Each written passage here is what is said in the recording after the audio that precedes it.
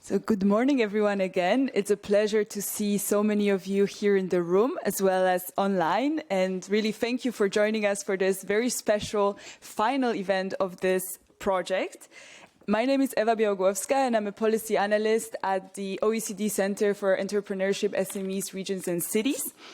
And today I'm pleased to welcome you to the final event of the project that brings us together, called Enhancing Regional Access to and Performance in EU Initiatives and Funds. This project is funded by the European Union via the Technical Support Instrument, and it's implemented by the OECD in cooperation with the European Commission's Task Force for Reform and Investment, SG Reform. This project has been carried out over the last 2 years with the engagement and in cooperation with four regions: Brussels capital and Wallonia in Belgium, Silesia in Poland, and Thuringia in Germany. And we have all of them joining us today, and we're really looking forward to their reflections and contributions at the very last stage of this initiative. Before starting, I would like to also thank the European Committee of the Regions for hosting us today in this very special place, especially when we're discussing very regional-related topics. And we would start with a few housekeeping rules, just for everyone to know. So as you know, this is a hybrid meeting, also followed via the web streaming.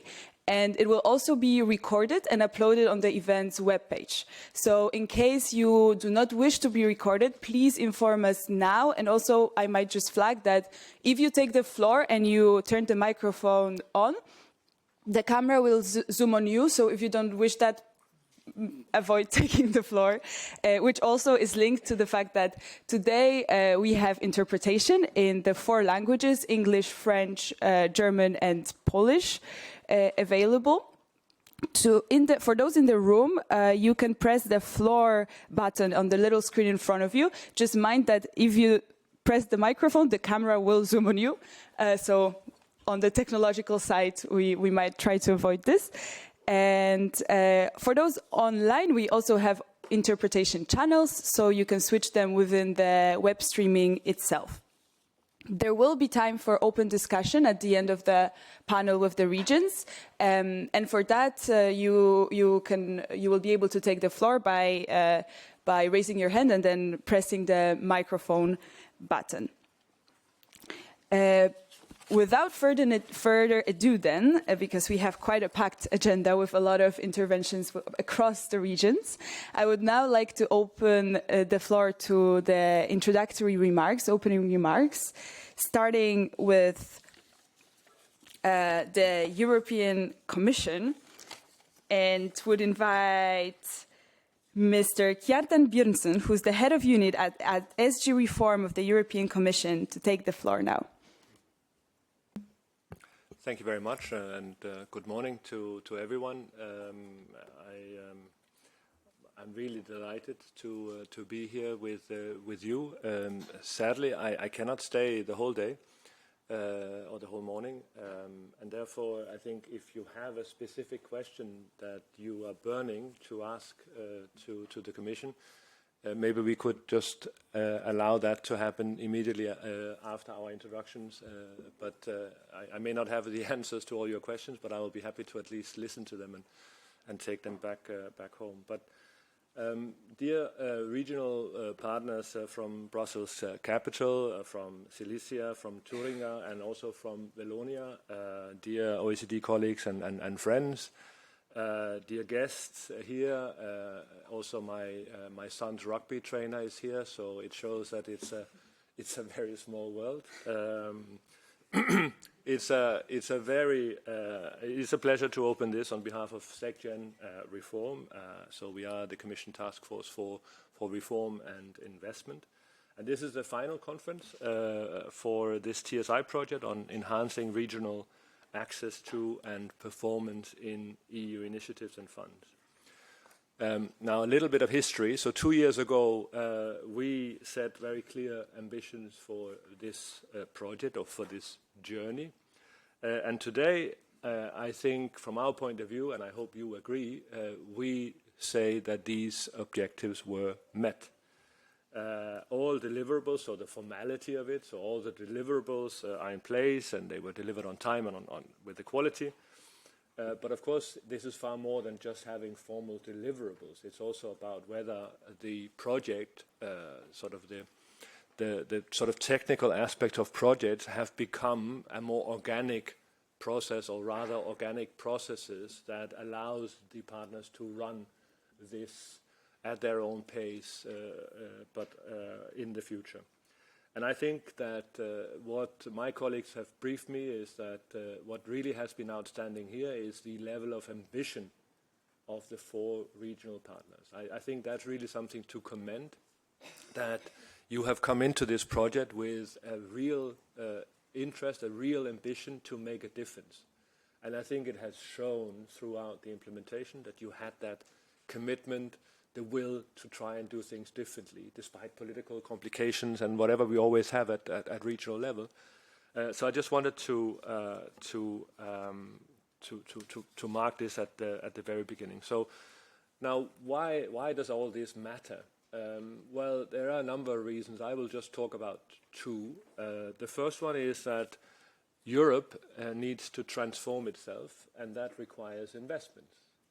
Now, we can talk about the green transition, we can talk about the digital transition, we can talk about the defense, we can talk about more resilience, we can talk about a whole range of challenges that we all face in Europe. But we can make as many initiatives as we want. We can legislate from now on until eternity. It won't make a difference unless there are people on the ground that are willing to implement those decisions. And whether this is about insulating homes or laying fiber cables or guard a border or secure a supply chain, it has to involve actions on the ground. And this is where regions are coming in, and not just on the legislative front. A lot of legislation is implemented locally. But it's also that the investments happen in a place, in a specific context. So a retrofitted school in Silesia, a digitalized SME in Thuringia, or a research partnership in Brussels or in Wallonia. These are things that take place in a concrete setting, in a concrete place. And now, this is maybe where we bureaucrats get a little bit self-absorbed, but we like to think that first public money goes in, and then private initiative follows. This is not always a given, but this is certainly often a precondition for that action and for private capital to come. The second reason why this project matters that I would like to talk about is that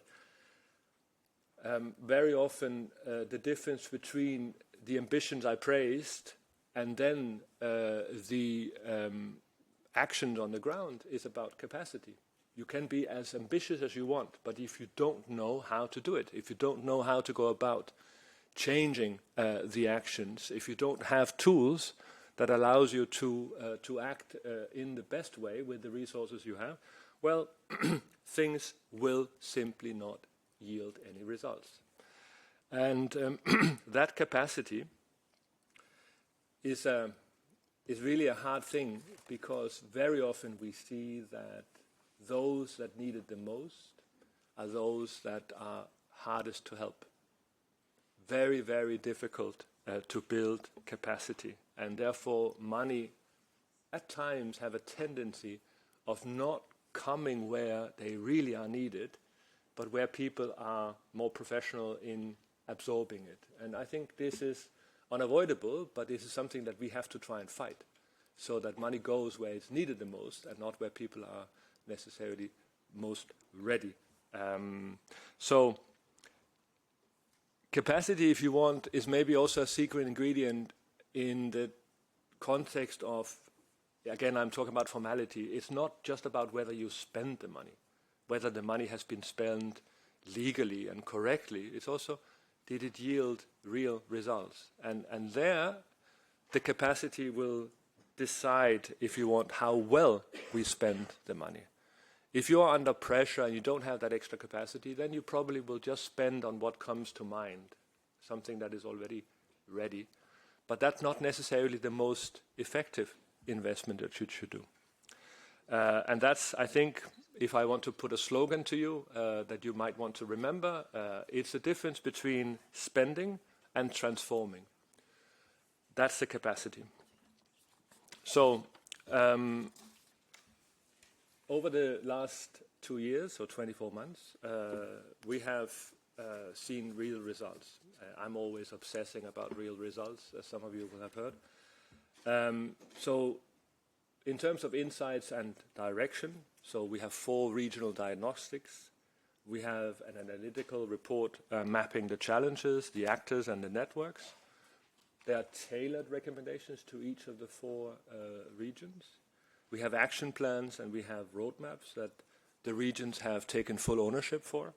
And they are actually, I was very happy to hear this, they are already working on implementing some of those findings. This is the best message for me to hear, that this is not about nothing happens after the project finishes, but we are already busy working on this. So this is great.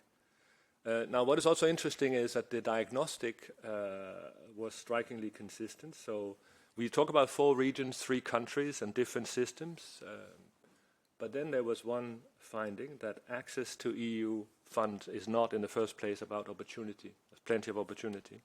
But it's about institutional strength, or rather lack of institutional strength. And the barriers are rarely a question of lack of ambition, but they are about, and this is quite important, fragmented coordination, uneven capacity, funding that reaches only the usual players, I mentioned this before, but also that EU opportunities that sit beside regional strategy rather than at its center, you know, these compartmentalized funding opportunities instead of an integrated approach. So these are all real and hard barriers to overcome. And the roadmaps, they turn into action in terms of making support visible and usable, and building capacity perhaps where it's thinnest, so reaching smaller and less experienced actors. I personally think that it also requires a bit of a rethink at the EU level, because we are very obsessed with compliance, and we're not very good at taking small risks. So little money to players who don't have experience with dealing with money, I think would be a good way of working, but that's beyond my paycheck. So just putting it out here. I think I'll stop that, otherwise we would be speaking forever. We also ran tailor-made capacity building workshops, and I like that it involved this train the trainers. It's a little bit like, instead of giving a fish, you teach people how to fish. And I like that metaphor, because that means that skills are staying in the region, and they are spreading, so you're having multiplier effects. And you have already in the region set up focal points, you have widened the access, you have reconnected parts of their ecosystems that used to be separate. And therefore, for me, the real value is never in a report.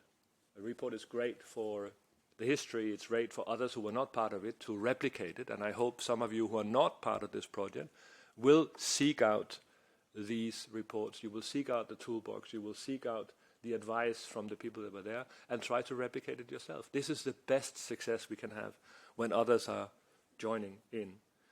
And so let's build on the community that has already been created. So we have a small community now of 4 regions, but let's widen that community. Let's try and see how we can compare notes, how we can teach each other. We can learn from our peers. It is the best learning model, not learning from people that are a bit theoretical, but people who are actually doing the same job as you. There's nothing better. And let's connect also everyone that has to have a say in this, whether they are authorities, municipalities, SMEs, universities, and also civil society. So these are results that are for you, the diagnostics, the methodology, the roadmaps. They are public goods, so they are free for any region to pick up and run with. So I'd like to finish by thanking the 4 regions for coming to us and requesting this support. Thank you to the regions for not just being keen before we signed the contract and started mobilizing resources, but that you actually were keen throughout. And thank you to the OECD team, Isabel, Margot, Miguel, and colleagues for the excellent partnership. I have often said this, and I would like to put it on record here as well, that there are two versions of the OECD Commission partnership. There is the one where we are running on autopilot, and then there is the one where we really work together and we are using our respective strengths. And when we do that, it really makes a difference. So thank you for doing that here. Thanks to my team, so Nicole and Kati. They have been investing a lot of time and effort in trying to steer this, and their grumpy boss, all his demands always. So really, thank you for doing this. And I also would like to echo the thanks to the Committee of the Regions for hosting us today. So the project ends today, but hopefully the investment that it unlocks will just be the beginning. And I wish all of us an inspiring morning. Thank you very much.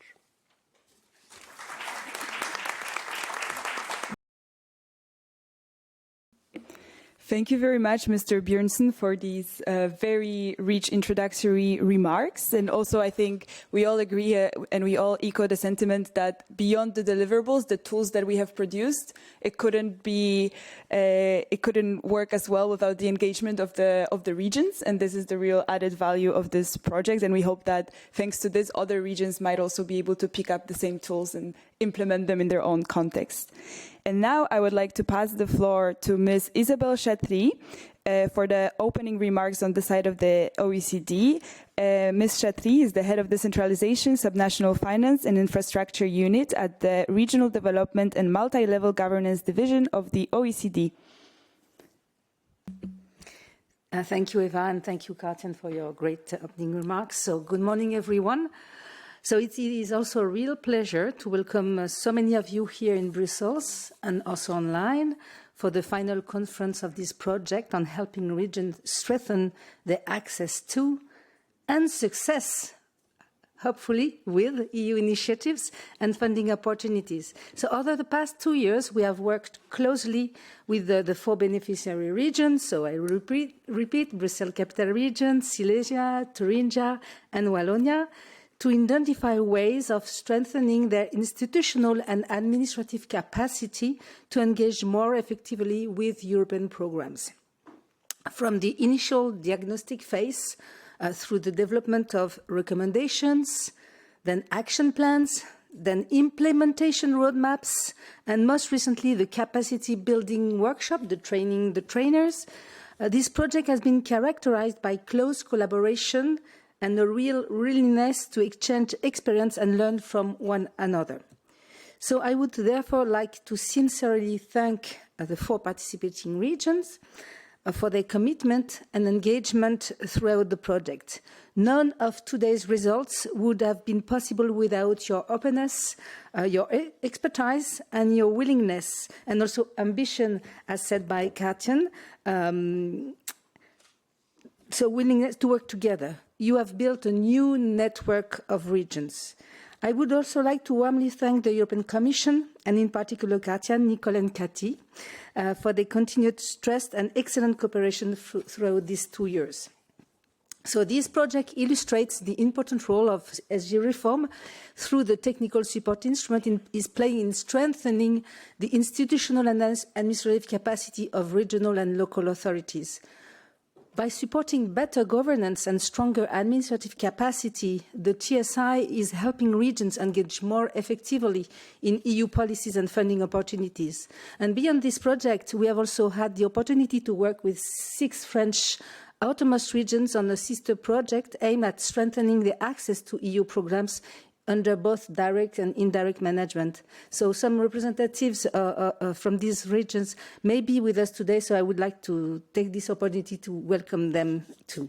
So together, these projects targeted at regional actors are helping to build a stronger knowledge base together with practical implementation tools on what enables regions to make the most of European opportunities. They also contribute to a broader objective, strengthening regional governance and supporting a Europe in which all regions are better equipped to deliver on shared priorities. So this project is also closely aligned with the OECD's broader program of work on regional development carried out under the Regional Development Policy Committee, the RDPC. And across the OECD and beyond, we work with government at all levels to strengthen public governance, improve access to investment and funding opportunities, and to support effective multi-level governance. So strengthening institutional capacity at the regional level is a key part of that work. And today's conference comes at a particularly timely moment. Discussion on the future of the European Union's next multi-annual financial framework are well on the way.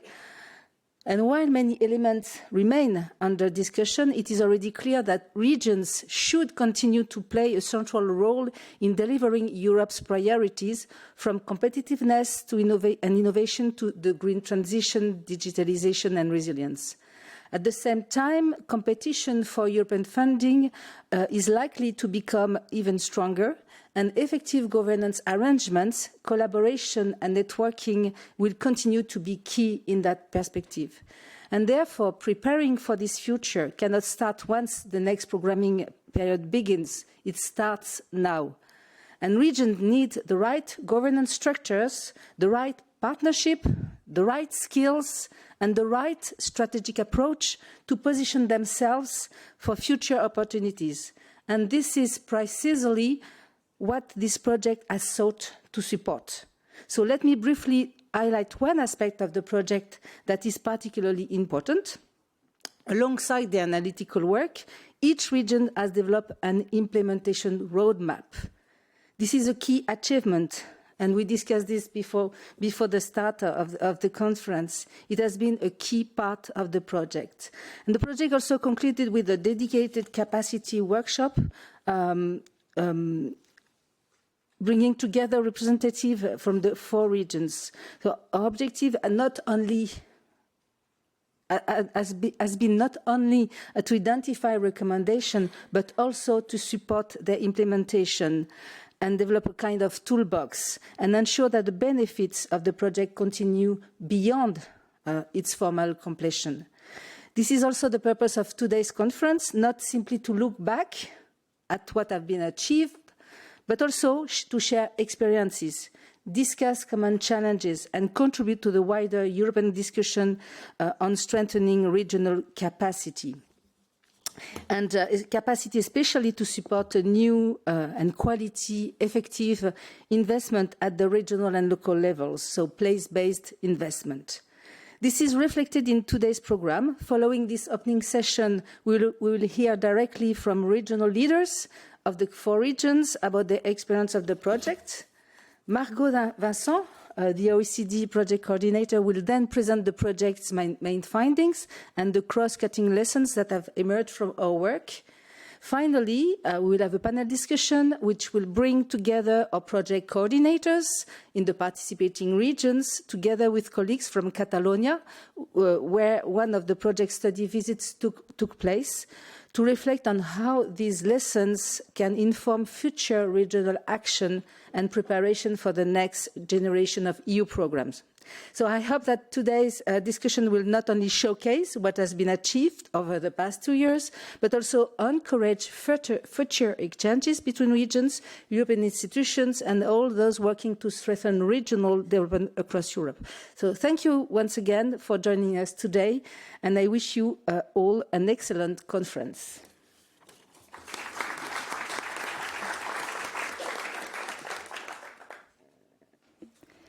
Thank you very much, Isabel, and thank you also for hinting at what is still ahead of us for the day, with many speaker intervention to come. And now we will move to the regions themselves to hear a little bit about the regional perspective, to give the floor to introductory remarks from regional leaders on the importance of strengthening access to EU funds in their regional context.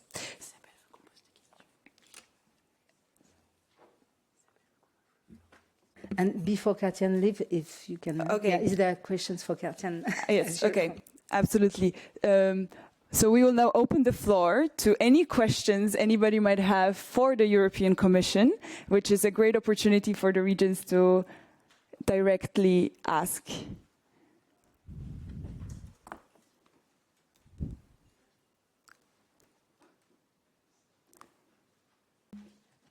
Yes.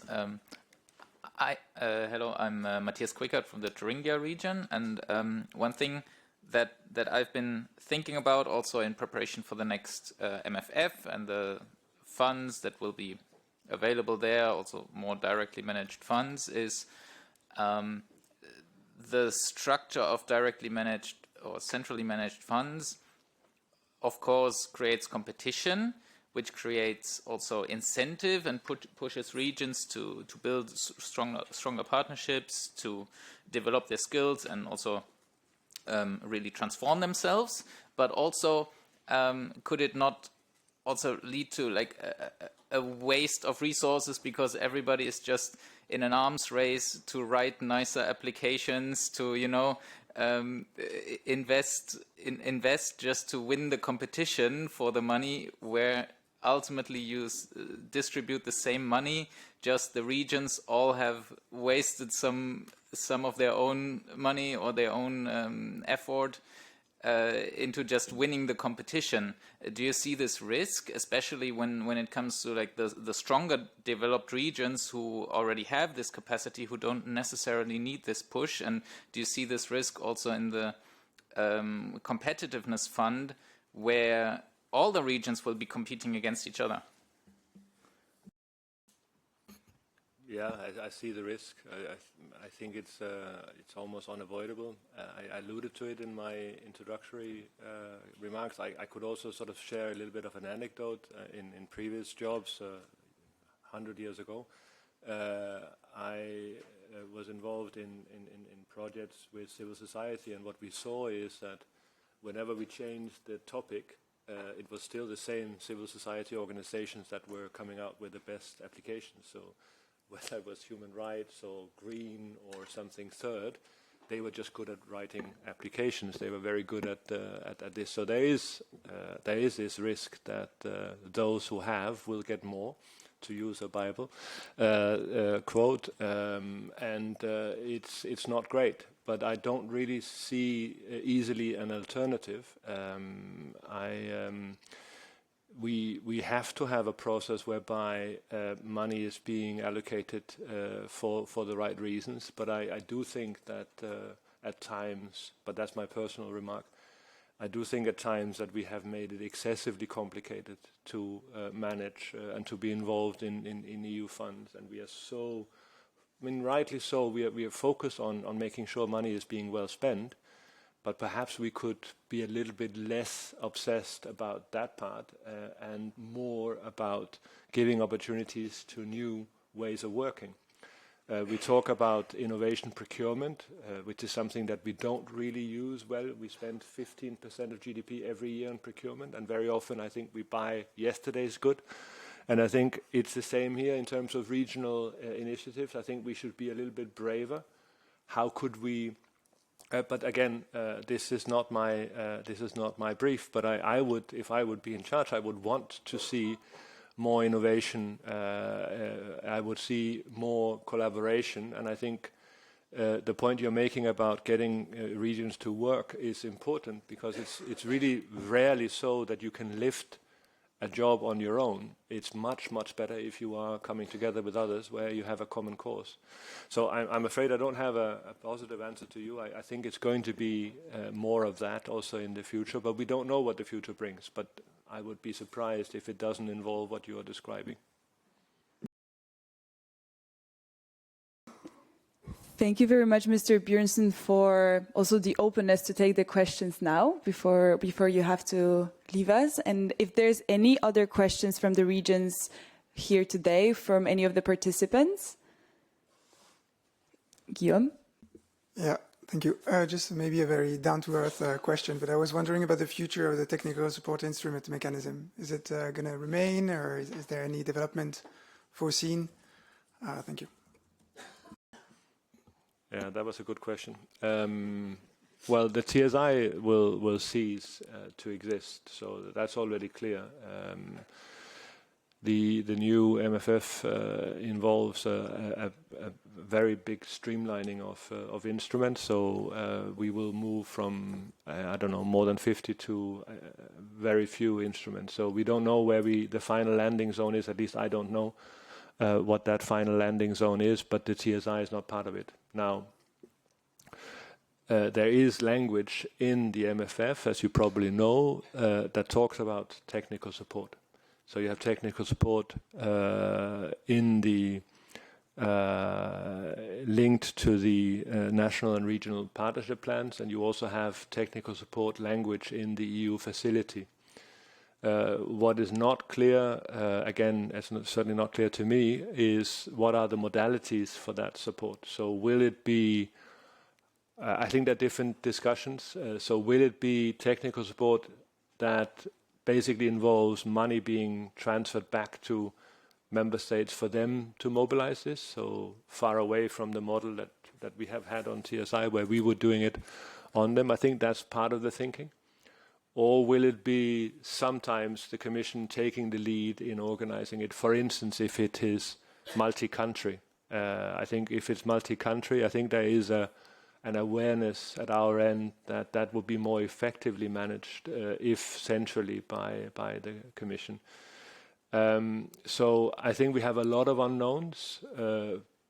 Personally, and again, this is my personal remark, I think that the TSI had some issues in terms of birth issues, where in hindsight we should have done it better. It should have been a little bit more strategic. It should have been a little bit more owned by not the direct beneficiary, but by the countries in terms of the commitments to act on the reforms that were done. But quite frankly, I think these are normal teething problems, and we could have easily fixed them without necessarily killing the instrument. So my personal view is some regret that we would not have just learned the lessons and then kept it, but made it less demand-driven, more policy-driven, but still with ownership and still with the partnership principle. So what I would say, and I say this to everyone, and this can't be Chatham House rules given that this is being streamed, but I'm saying to everyone, if you are happy with the technical support instrument and the principles that were involved in that, namely partnership, working together, and not just rushing to the first solution that comes to mind, but you're actually doing a proper diagnostic of whether it's this solution or that one, or this problem, or that one, before you start mobilizing the journey. I think that's what when we were good, this is what we did. We also had projects where we were not good, but when we were good, we really had that proper diagnosis. And I fear that that will go missing if you just give the money to member states and then they will go to a consultancy, and the consultancy, as you know, they'll be glad to just do whatever they get paid for. They don't really care whether there's A or B. I'm being a bit nasty, but I think that's the fact. So if you are happy about what has happened, I think it's also up to you now to mobilize your constituencies. I think you need to be speaking up. Now, I do realize that when there is a discussion about 1.8 trillion, this is slightly more important for most ministers of finance than a little detail somewhere in a heading or subheading even of a new budget. However, we will miss the train. If we feel strongly that this is the right modality with adjustments, I think voices need to be heard. And I would strongly encourage all of you here, not just the 4 countries that are, the 3 countries that are here present as representatives from 4 regions, but also the others, that if this is something that was important, make sure that your ministers are aware. Not for tomorrow, because they will have different battles to make, but maybe for the day after tomorrow. That's how I think I would do it if I would be in charge. Thank you very much. I think this is an excellent glimpse into the future as well. And although, of course, it will pose some challenges, as you have said, with a lot of anticipation, we can also prepare to navigate those. I think for the sake of time, we'll have to move to the next item on the agenda, although the representatives of the Commission will stay with us for part of the day. So, of course, you will be able, in the more informal parts, to also ask your questions and have a discussion. And right now, I would like to invite to the panel the representatives of the 4 regions. Ms. Manuele Oasej, Ms. Barbara Schafir, Dr. Veronika Jansen, and Mr. Luc Pack. If you could please come to the speaker table.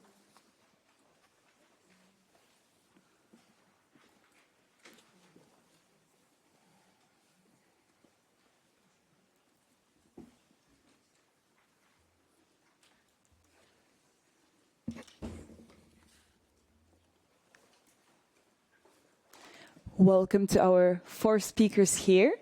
We're very happy to have you with us to give us a more regional perspective for the introductory remark of where your regions are at when it comes to EU funds mobilization and how this project fits within this agenda. And so first, I would like to turn to the region where we are right now, so Brussels Capital Region, for the introductory remarks delivered by Ms. Manuele Oasej, Director of the Europe Directorate at Brussels International. Merci beaucoup. Je vais donc m'exprimer en français, profiter de l'interprétation. Je suis très contente d'être parmi vous et de clôturer ce projet. Mais dans mon chef, en fait, ce projet n'est que le début d'une aventure. Bon, jusqu'ici, c'est avéré extrêmement concluant, extrêmement enthousiasmant, mais nous nous retrouvons avec une telle quantité d'informations, d'outils, que je pense qu'on va le prolonger. Mais avant de rentrer dans le vif du sujet, et finalement, j'entre quand même dans le vif du sujet. Je voudrais remercier en fait toute une série de personnes parce que ça permet aussi de décliner un peu tout ce qui a été fait tout au long de ces 2 années. D'abord, je voudrais remercier l'OCDE, avec lequel nous avons eu vraiment une collaboration super enrichissante, et je pense qu'on l'a dit plus d'une fois. Et je crois qu'un des éléments vraiment importants, c'est que plus que des consultants, vous avez été pour nous vraiment des coachs. Vous avez été à l'écoute de nos besoins, vous avez une volonté de comprendre notre logique, parce que finalement, nous sommes 4 régions avec quand même des logiques et des demandes qui étaient différentes. Vous vous êtes vraiment adaptés et vous avez vraiment soutenu les démarches que nous voulions entreprendre, en tout cas pour la région bruxelloise. Alors évidemment, mes remerciements s'adressent aussi à la Commission et à l'ASG Réforme en particulier, parce que vous nous avez vraiment permis de travailler sur un projet qui illustre très concrètement ce que l'Europe peut faire de mieux.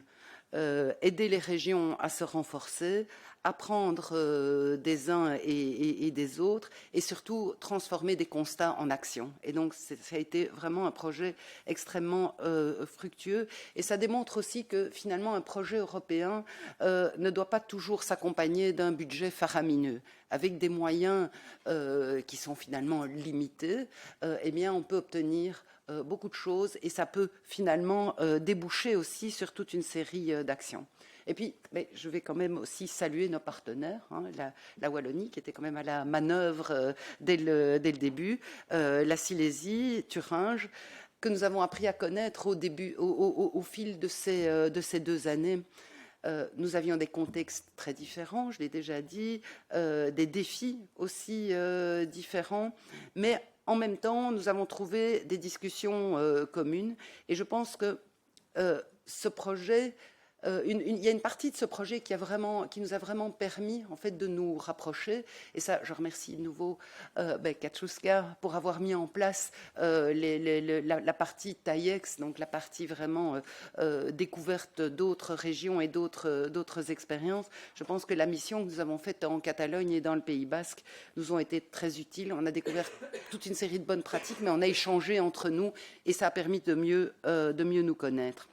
Ça montre aussi qu'un projet européen, et ce n'est pas juste des techniciens, c'est aussi de l'humain, c'est des échanges, et c'est beaucoup d'informels aussi, et qui donne finalement, qui rajoute des pierres à nos réseaux. Et, voilà, donc je pense que tout cela était évidemment très important. Et puis, il y a dernière chose, cette liste de longs remerciements ne serait pas complète si je ne remerciais pas aussi mes collègues de la direction Europe, donc Guillaume et Céline, qui étaient vraiment pour Bruxelles les chevilles ouvrières. Ils ont été super proactifs.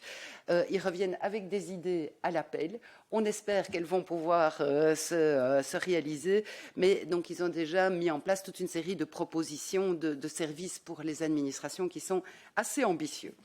Donc tout ceci donc démontre que effectivement l'accès aux fonds européens, ce sont des enjeux humains, ça je l'ai déjà dit, mais aussi politiques, et je conclurai d'ailleurs dans quelques minutes avec ce volet-là.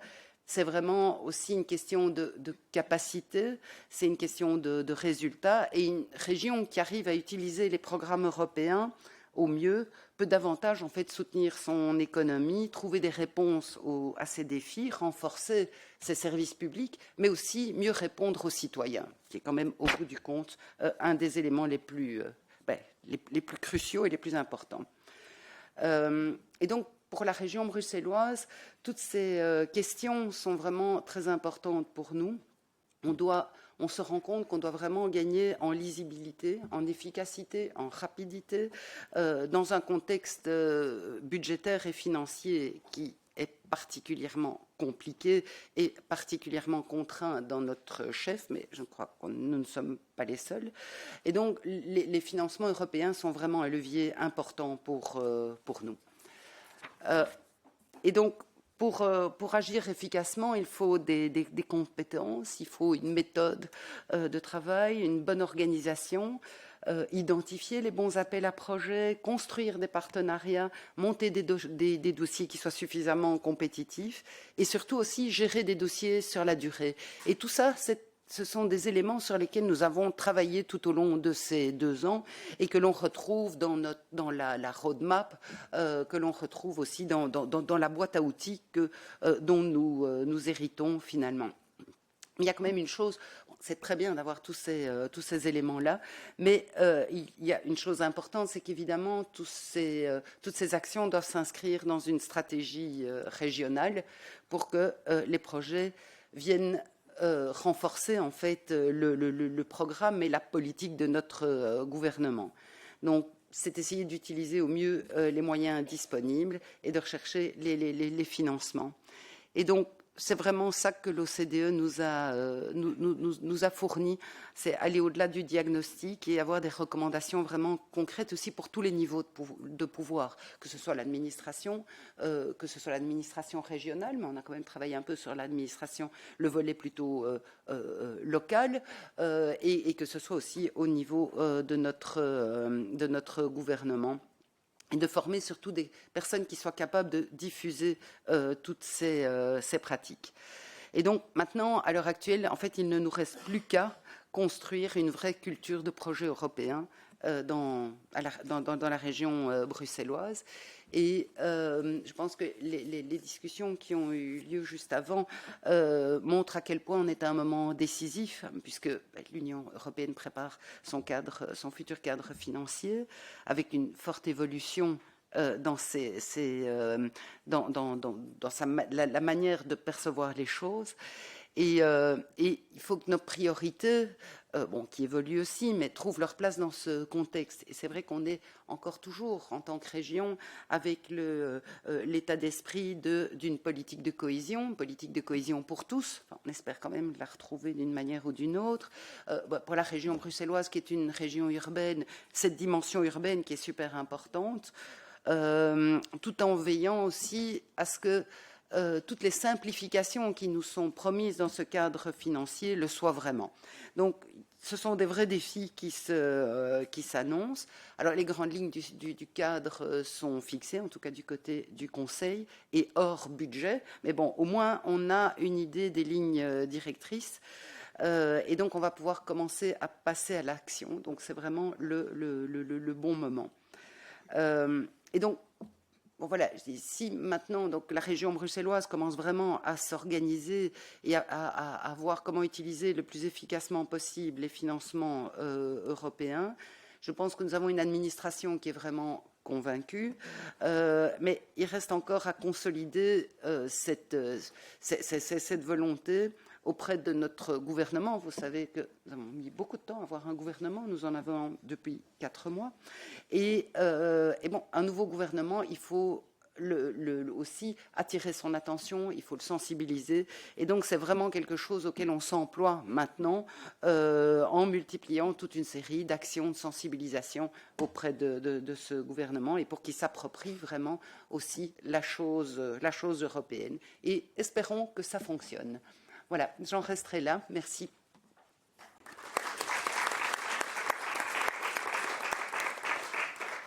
Merci beaucoup, Manuel.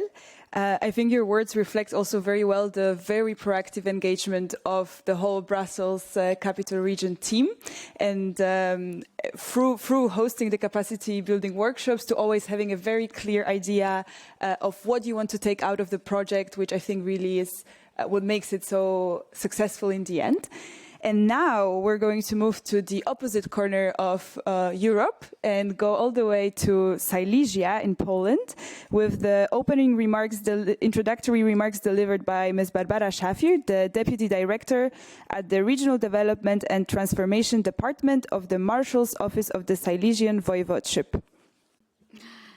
Dzień dobry wszystkim. Bardzo długa nazwa, ale ja mam nadzieję w bardzo telegraficznym skrócie przekazać te najważniejsze doświadczenia, jakie wypłynęły z projektu, jaki dzisiaj powiedzmy kończymy.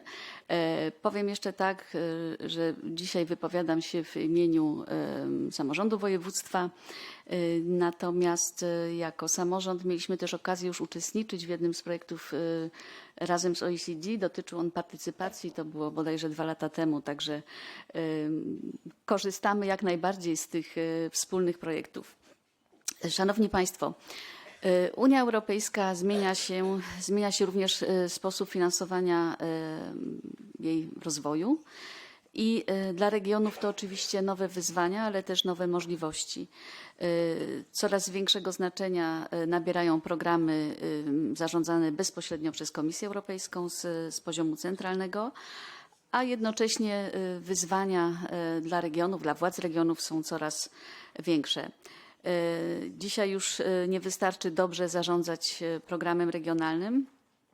Musimy robić więcej, musimy pomagać mieszkańcom, musimy pomagać przedsiębiorcom, uczelniom i organizacjom pozarządowym, aby mogły się odnajdywać w tym całym systemie możliwości, jakie oferuje Unia Europejska i wszelkie możliwości wsparcia.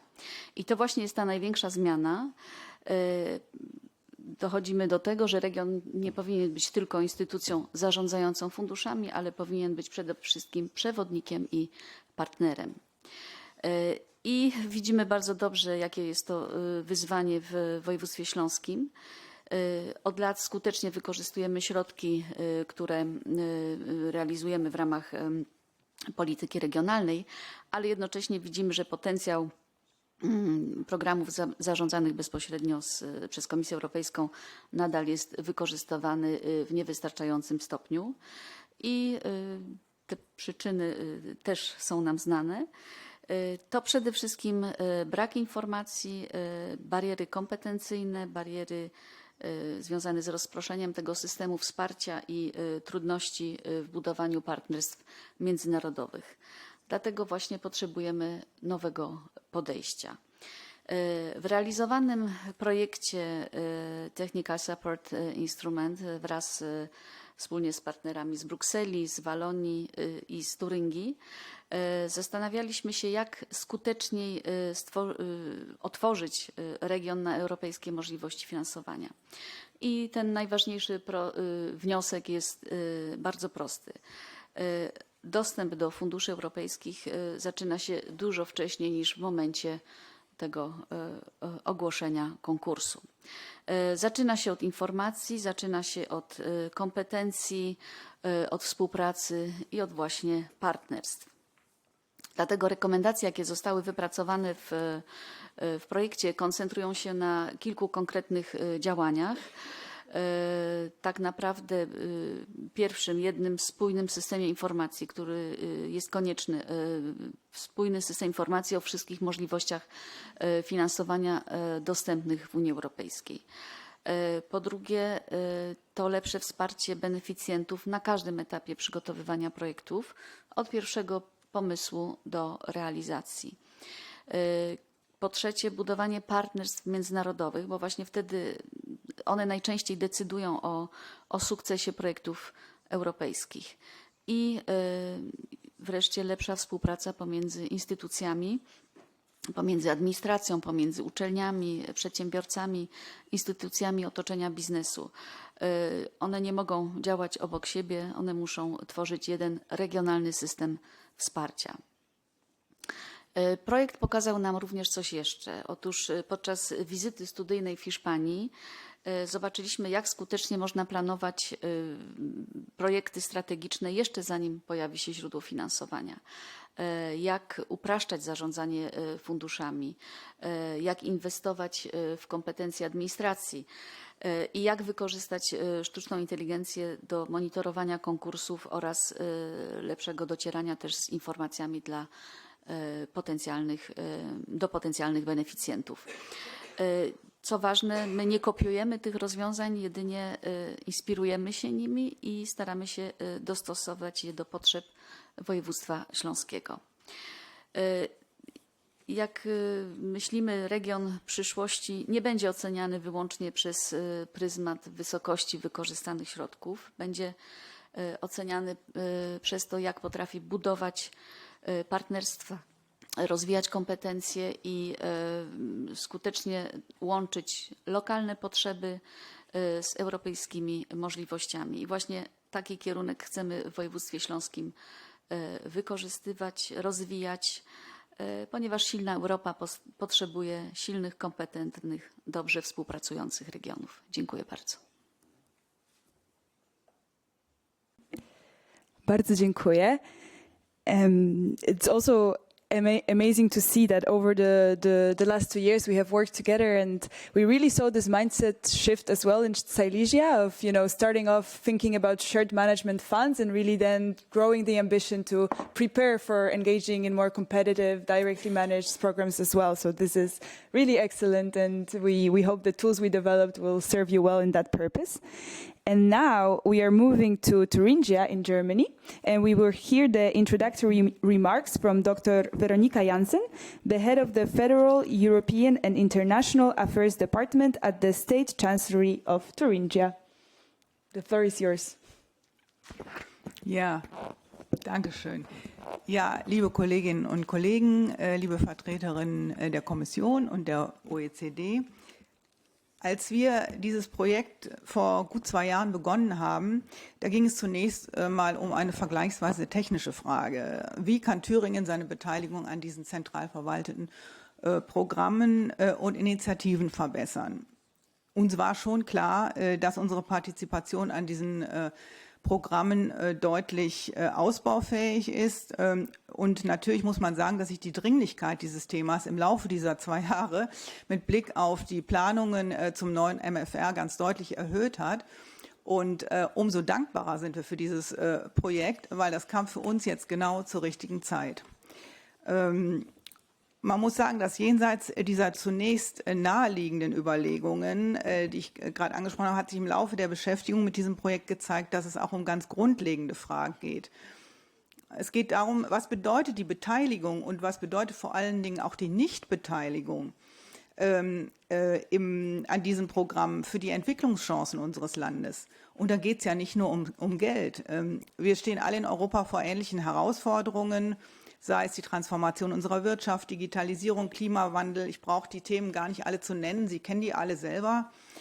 Und man muss eben sagen, viele Lösungen entstehen längst auf europäischer Ebene. Europa ist eben zunehmend Partner auch bei der Entwicklung regionaler Zukunftslösungen. Und das ist für uns von besonderer Bedeutung. Wir verfügen über leistungsfähige Hochschulen und Forschungseinrichtungen, über innovative kleine und mittlere Unternehmen und haben eben gleichzeitig auch die strukturellen Herausforderungen, die Sie alle kennen. Wir müssen den industriellen Wandel gestalten. Wir müssen Innovationen schneller in die Anwendung bringen und auch europaweit sichtbar machen.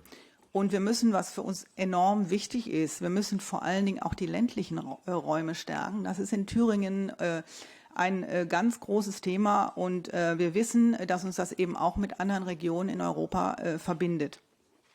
Und für all diese Aufgaben bieten die europäischen Programme wichtige Möglichkeiten, nicht nur finanziell, sondern vor allem auch, das haben die Kolleginnen ja auch vorhin schon deutlich gesagt, durch die Zusammenarbeit, durch den Wissenstransfer und durch den Austausch mit den besten Partnern in Europa.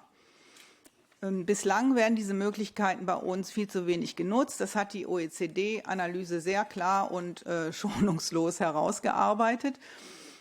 Und es ist eben so, dass insbesondere auch die öffentlichen Verwaltungen, die Kommunen, weniger erfahrene Akteure in Thüringen sich bislang nur sehr selten an diesen zentral verwalteten EU-Programmen beteiligen. Dafür gibt es mehrere Gründe. Das wurde heute ja auch schon gesagt. Es gibt natürlich diese fragmentierten Beratungsstrukturen bei uns. Es gibt sehr begrenzte personelle Ressourcen, Schwierigkeiten, natürlich auch Hemmschwellen beim Zugang zu europäischen Netzwerken. Und es gibt auch, und das ist natürlich auch ein Punkt, die nachvollziehbare Sorge, dass eben viel Geld, Zeit und Energien in einen Antrag investiert werden, der am Ende dann eben keinen Erfolg hat und nicht zum Zuge kommt. Und insbesondere Letzteres ist auch immer wieder ein Argument, was wir natürlich hören. Und da ist es so, dass auch in diesem Punkt das Projekt uns viel gebracht hat, weil die grundlegend unterschiedliche Förderlogik dieser Programme im Vergleich zu den Strukturfonds, dafür mussten wir ja erstmal ein Verständnis entwickeln, gemeinsam auch mit den Partnern in Thüringen, insbesondere auch mit unserer eigenen, mit der öffentlichen Verwaltung. Und das ist eben ein Punkt, der für uns auch wichtig war. Europäische Wettbewerbe, das Ringen um die besten Lösungen, das Lernen von den Partnern und eben auch die gemeinsame Entwicklung von innovativen Lösungen für vergleichbare Probleme. Das sind eben die Chancen, die diese Programme auch jenseits der finanziellen positiven Aspekte auch bieten. Und dass wir dazu im Gespräch mit unseren Partnern in Thüringen, innerhalb der Landesregierung, mit Vertretern von Kommunen, von Wissenschaft, Wirtschaft und Gesellschaft, da hatten wir etliche Gesprächsrunden. Und ich muss sagen, wir waren auch sehr dankbar dafür. Die Kollegen der OECD, der Kommission, Frau Donkers, Herr Vidal-Bové, Frau Jolk, Sie sind extra nach Thüringen gekommen. Sie haben das Projekt vorgestellt. Das hat enorme Effekte auch auf die Kolleginnen und Kollegen bei uns im Land gehabt, weil die gesehen haben, ja, das ist wichtig und das ist auch ihrem Einsatz zu verdanken, dass das bei uns jetzt wirklich auch irgendwo Wurzeln schlägt. Eine weitere wichtige Erkenntnis natürlich aus der ganzen Geschichte, wir müssen in Thüringen unsere Hausaufgaben machen. Und wir haben damit auch schon angefangen. Die Komplexität dieser Programme, hat Herr Björnsen vorhin auch schon angesprochen, die ist sehr hoch. Es ist ein Problem, aber wir werden das auch in Zukunft vermutlich so sehen, das wird so hoch bleiben. Und was wir eben verändern müssen, das sind unsere eigenen Strukturen. Und die Empfehlungen der OECD, die sind da für uns ein sehr wichtiger Leitfaden. Es geht einfach darum, die Beratungsangebote besser miteinander zu vernetzen, die Kompetenzen und das Wissen innerhalb der Landesverwaltung aufzubauen, die Ressorts und die wichtigen Akteure enger zusammenzubringen und eben diese europäischen Programme zukünftig stärker in unsere eigenen strategischen Überlegungen mit einzubeziehen. Auf der Basis der OECD-Empfehlungen und des Aktionsplans beginnen wir jetzt einen Umsetzungsprozess. Die Landesregierung und auch der Thüringer Landtag begleiten und unterstützen diesen Weg. Und das ist natürlich, muss ich nicht betonen, für uns essentiell.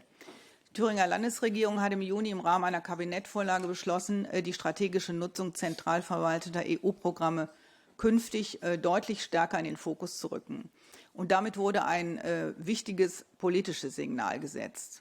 Die Ergebnisse des Projekts, die werden bei uns nicht in der Schublade verschwinden, sondern die sind jetzt der Startschuss und die Grundlage für konkrete Veränderungen auch bei uns innerhalb der Landesverwaltung. Die Ergebnisse des TSI-Projekts fließen außerdem auch in unsere neue europapolitische Strategie ein, die wir zurzeit aufstellen. Wir haben jetzt mit dem von der OECD entwickelten Aktionsplan einen ganz klaren Orientierungsrahmen, den wir sinnvoll ausfüllen werden. Der Aktionsplan zeigt uns auf, wie wir die bestehenden Beratungsstrukturen besser koordinieren, die Zuständigkeiten schärfen und wie wir Kapazitäten für zentral verwaltete EU-Programme schrittweise aufbauen können. Dabei ist uns natürlich auch klar, es geht jetzt hier nicht darum, wahllos möglichst viele Anträge zu schreiben oder jeden noch so kleinen Akteur im Land dazu zu drängen, dass er sich jetzt an diesen Programmen beteiligt, sondern das Ziel ist es, diese europäischen Programme dort einzusetzen, wo wir eben wo sie den größten Mehrwert schaffen, wo sie die Innovation beschleunigen und international uns eben europäische Partnerschaften ermöglichen und wo sie eben unsere eigenen regionalen Strategien auch sinnvoll ergänzen, damit es eben nicht im leeren Raum steht, sondern damit es eben irgendwo auch eine Verbindung zu dem hat, wo wir strategisch hinwollen. Und es geht natürlich auch darum, dass wir die Zukunftsfragen, die wir haben, gemeinsam mit anderen europäischen Partnern lösen. Das ist nicht nur sinnvoll, das macht auch Freude, das merken wir auch, wenn wir mit den Kolleginnen und Kollegen reden. Da tun sich eben auch ganz neue Möglichkeiten auf, die auch sehr geschätzt werden bei uns. Und dafür war das hier jetzt auch wirklich ein guter Startschuss. Wir haben natürlich noch nicht auf alle Fragen eine abschließende Antwort und wir stehen mit der Umsetzung noch am Anfang. Aber das Projekt hat einen Reflexions- und einen Veränderungsprozess angestoßen, den wir jetzt in Thüringen konsequent weiterführen werden. Und nicht zuletzt hat es auch die Vernetzung der relevanten Akteure innerhalb Thüringens deutlich gestärkt. Über die Ressortgrenzen hinweg und gemeinsam mit Kommunen, Hochschulen, Forschungseinrichtungen und auch mit weiteren Partnern ist eben ein gemeinsames Verständnis dafür entstanden, wie wir diese Programme künftig strategischer für unsere regionale Entwicklung nutzen können. Und das ist eben ein ganz wesentlicher Erfolg dieses Projekts. Ich möchte mich abschließend auch persönlich ganz, ganz herzlich bei der OECD und bei der Europäischen Kommission, insbesondere bei der SDG-Reform, bedanken für die ganz hervorragende Zusammenarbeit in den letzten 2 Jahren. Das war eine großartige professionelle Unterstützung, die wir da bekommen haben und auch das spürbare persönliche Interesse, was Sie hatten und das Engagement, was Sie hatten, das hat uns ganz enorm geholfen. Sie waren eben mehrfach in Thüringen, ich habe das vorhin schon gesagt, Sie haben sich die Strukturen genau angesehen, Sie haben mit vielen Akteuren gesprochen und Sie hatten immer ein offenes Ohr für unsere Anliegen. Das hat Europa auch näher gerückt nach Thüringen für viele von uns. Und man muss ganz ehrlich sagen, wir hätten das mit Bordmitteln alleine niemals geschafft. Und wir wären bei weitem nicht da, wo wir jetzt stehen. Das ist also vollkommen klar, bei weitem nicht. Wir hätten das dumpfe Gefühl, dass hier viel mehr getan werden muss, aber wir hätten keine Roadmap, wir hätten keinen ordentlichen Plan. Und das ist also wirklich überaus erfreulich, wie sich das in den letzten 2 Jahren entwickelt hat. Mein Dank gilt ebenso natürlich den Partnerregionen im Projekt Brüssel Hauptstadt, Wallonien und Schlesien. Dieser offene Austausch, die gegenseitige Unterstützung und das gemeinsame Lernen haben dieses Projekt für uns zu etwas ganz Besonderem gemacht. Und erlauben Sie mir abschließend auch noch ein Dankeschön an unsere Projektleiterin Annelie Zapfe, ohne deren Engagement und gute Ideen bei uns auch nichts gelaufen wäre. Haben Sie herzlichen Dank.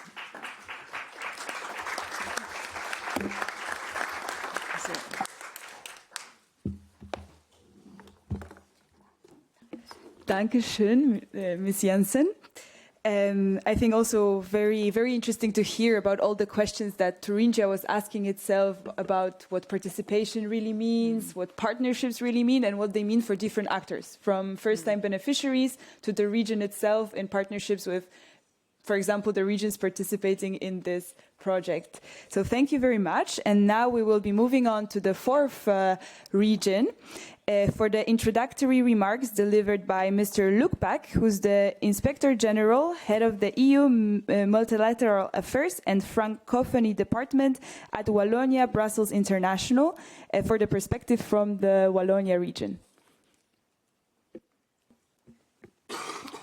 Merci beaucoup de me passer la parole, mesdames, messieurs, chers collègues. Tout d'abord, je voudrais également me joindre aux remerciements adressés à la Commission européenne et plus particulièrement au ou à la, je ne sais pas, SG Reform, pour avoir permis la réalisation de cette étude dans le cadre de l'instrument d'appui technique. Comme vous le savez, il est un outil précieux dont la région et ses administrations vont certainement se saisir pour améliorer le positionnement des acteurs wallons dans les initiatives européennes. Alors, avant d'entrer dans le vif du sujet, je tiens à rappeler les engagements forts du gouvernement wallon en faveur du projet européen. Ces engagements sont d'ailleurs clairement repris dans ce que nous appelons notre note de politique internationale, qui en fait vise à la mise en œuvre des déclarations de politique régionales et communautaires. Alors, nos entreprises, nos universités, nos centres de recherche, mais aussi nos autorités de tout niveau et les représentants de la société civile aspirent aussi à plus d'Europe. C'est le cas pour la recherche et l'innovation, les transitions vertes et digitales, les domaines indissociables de l'ouverture à l'international. Vous l'avez bien compris, le gouvernement entend renforcer la place de notre région dans l'Union européenne et cette ambition passe par une amélioration du dialogue avec les institutions, via notamment notre délégation générale auprès de l'Union européenne, mais également à travers une mobilisation accrue des différentes administrations régionales et communautaires.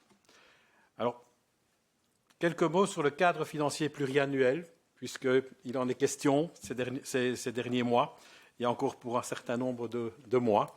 Il sera crucial pour les régions.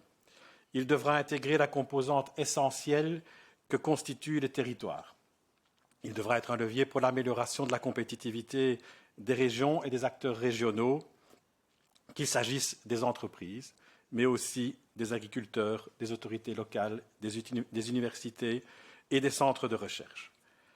Dans le contexte de besoins d'investissement toujours importants dans la transition industrielle de la Wallonie et d'incertitudes croissantes quant à l'évolution des financements structurels dans le cadre de la réforme de la politique de cohésion donc pour la prochaine période 2028-2034, il apparaît indispensable de renforcer la capacité des acteurs wallons à accéder aux financements européens en gestion directe.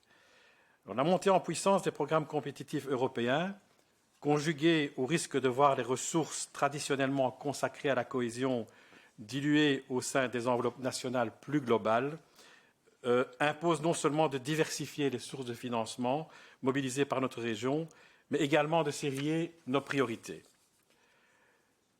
J'en viens à présent à la situation actuelle. Dire que nos acteurs ne s'intéressent pas à l'Europe serait une erreur.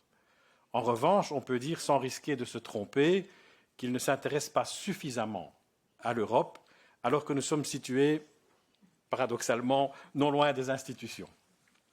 Certes, dans l'absolu, les projets wallons financés dans les programmes européens en gestion directe sont moins nombreux que ceux qui le sont dans d'autres régions. En réalité, le taux de succès des candidats wallons à un financement européen est tout à fait dans la moyenne européenne. Mais il y a moins de projets de dépôt de candidature au regard du potentiel. De plus, on constate une récurrence dans la liste des lauréats. En d'autres termes, ce sont souvent les mêmes acteurs qui déposent des projets et donc les mêmes qui réussissent.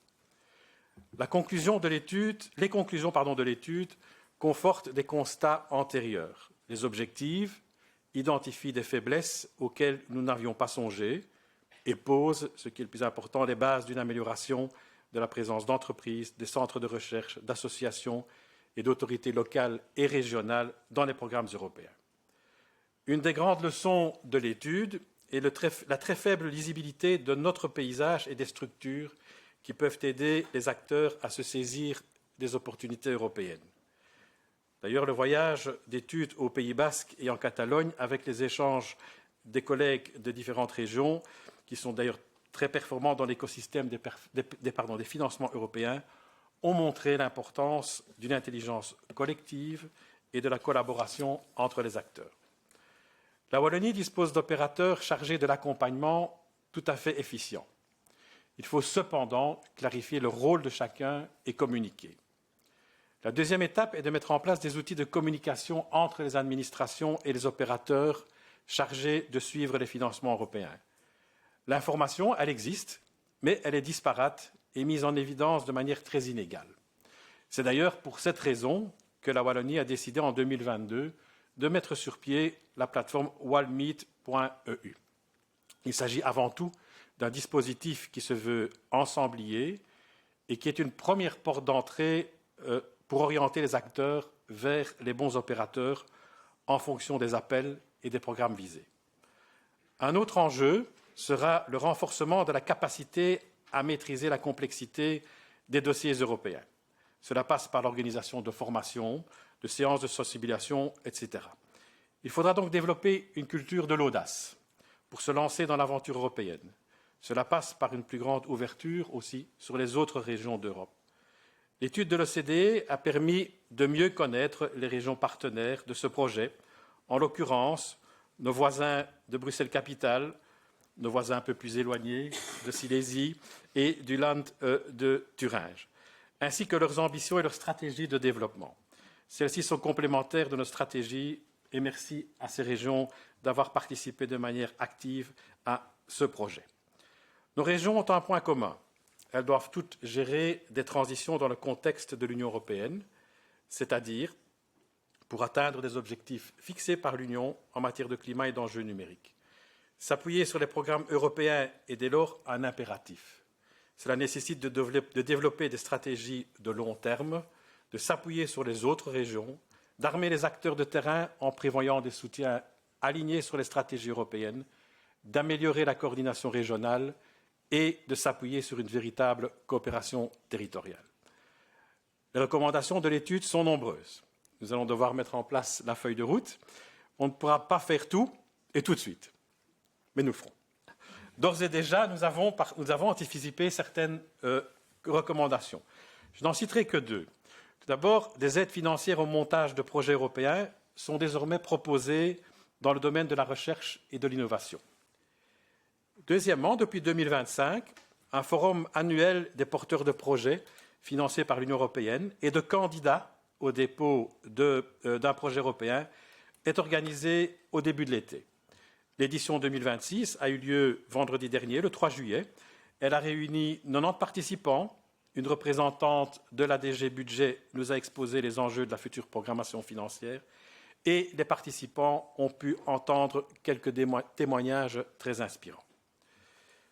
Je terminerai mon intervention, parce que je crois qu'il est temps, en remerciant une fois de plus la Commission, mais également et surtout toute l'équipe de l'OCDE qui, depuis un peu plus de 2 ans, effectue un travail de fond avec beaucoup de rigueur, de sérieux et de modestie.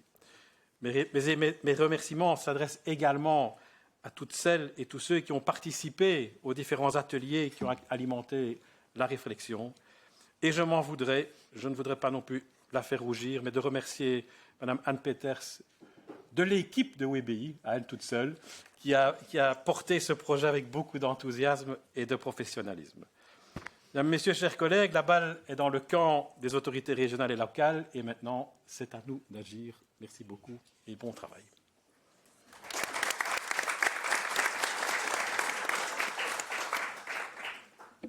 Merci beaucoup, Monsieur Pack.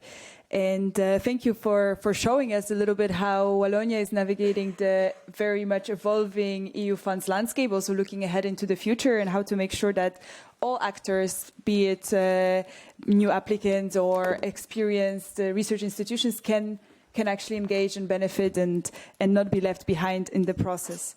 With that, I would like to thank the 4 regional representatives for their introductory remarks and setting the scene for us. And we will now move to the very core of today's discussions.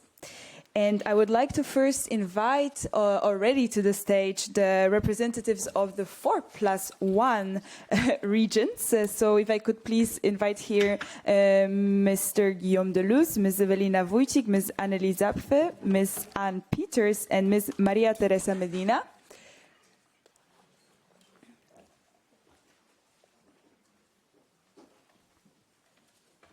And I would also take this moment to remind everybody that we have interpretation available. So please let us know if anybody's experiencing any issues. But I hope you've managed to navigate the interpretation channels very well, both in the room and online.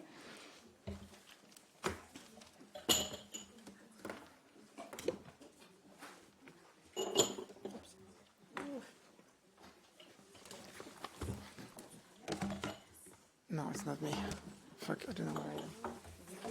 Oh, she's here. Okay.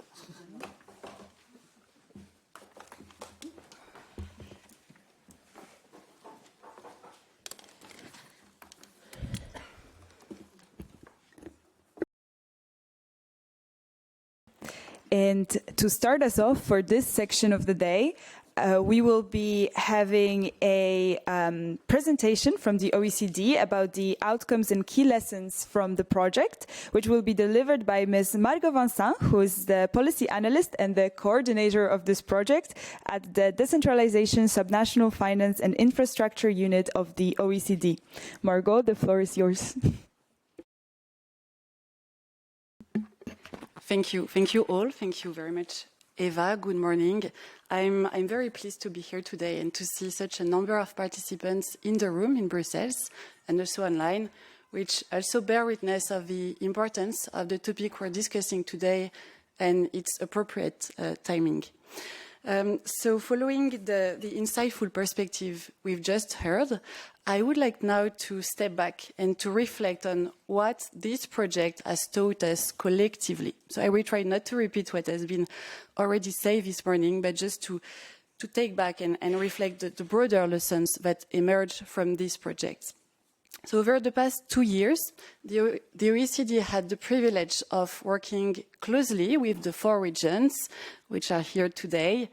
And while these regions differ considerably in their institutional context, their governance system, and their economic structure, they share a common ambition. We heard this word this morning, ambition, which is of better accessing and strategically use European funding opportunities.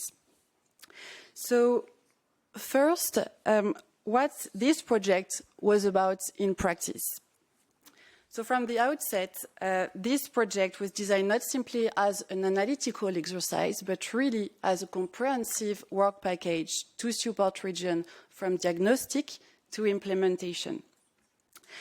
And we started by conducting an in-depth assessment of each region ecosystem of EU funding through desk research, data collection analysis, institutional mapping, and also fact-finding mission, gathering more than 300 stakeholders from the 4 different regions.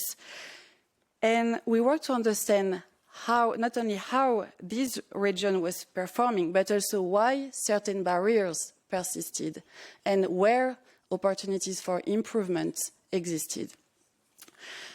So based on this diagnostic, we then worked in coordination with the region to develop tailored recommendations for each of them. These were not developed behind closed doors, but they were co-created and refined through a second round of regional workshop involving administration, businesses, universities, civil society organizations. And then we wanted to go one step further. Instead of stopping at recommendation, as we heard this morning, we also wanted to translate them into strategic action plan and practical implementation roadmaps. And within this, we identify concrete action, responsible actors, timeline for implementation, monitoring indicators as well to make sure that implementation can be regularly followed to help regions to move from ideas to concrete delivery. And finally, because ultimately reforms rely on people and institutions, the project concluding with a dedicated capacity building workshop So last month, representatives from the 4 regions gathered here in Brussels for a two-day training the trainer workshop, which focused on project engineering for each step of application and for also building strong EU partnership with the objective of creating lasting capacity within each regional administration. But today, I don't want to focus too much on the deliverable themselves. I would like instead to share the broader lesson that emerged from this project. And because while the recommendations are tailored to each region, many of the challenges, and perhaps more importantly, the solutions, are shared across Europe. So across the 4 regions, our diagnostic identified 12 common challenges affecting their ability to access and to strategically use EU funds. Some relate to capacities, some relate to financing, to engagement and partnership, and some to governance and coordination. But together, these challenges tell us something important.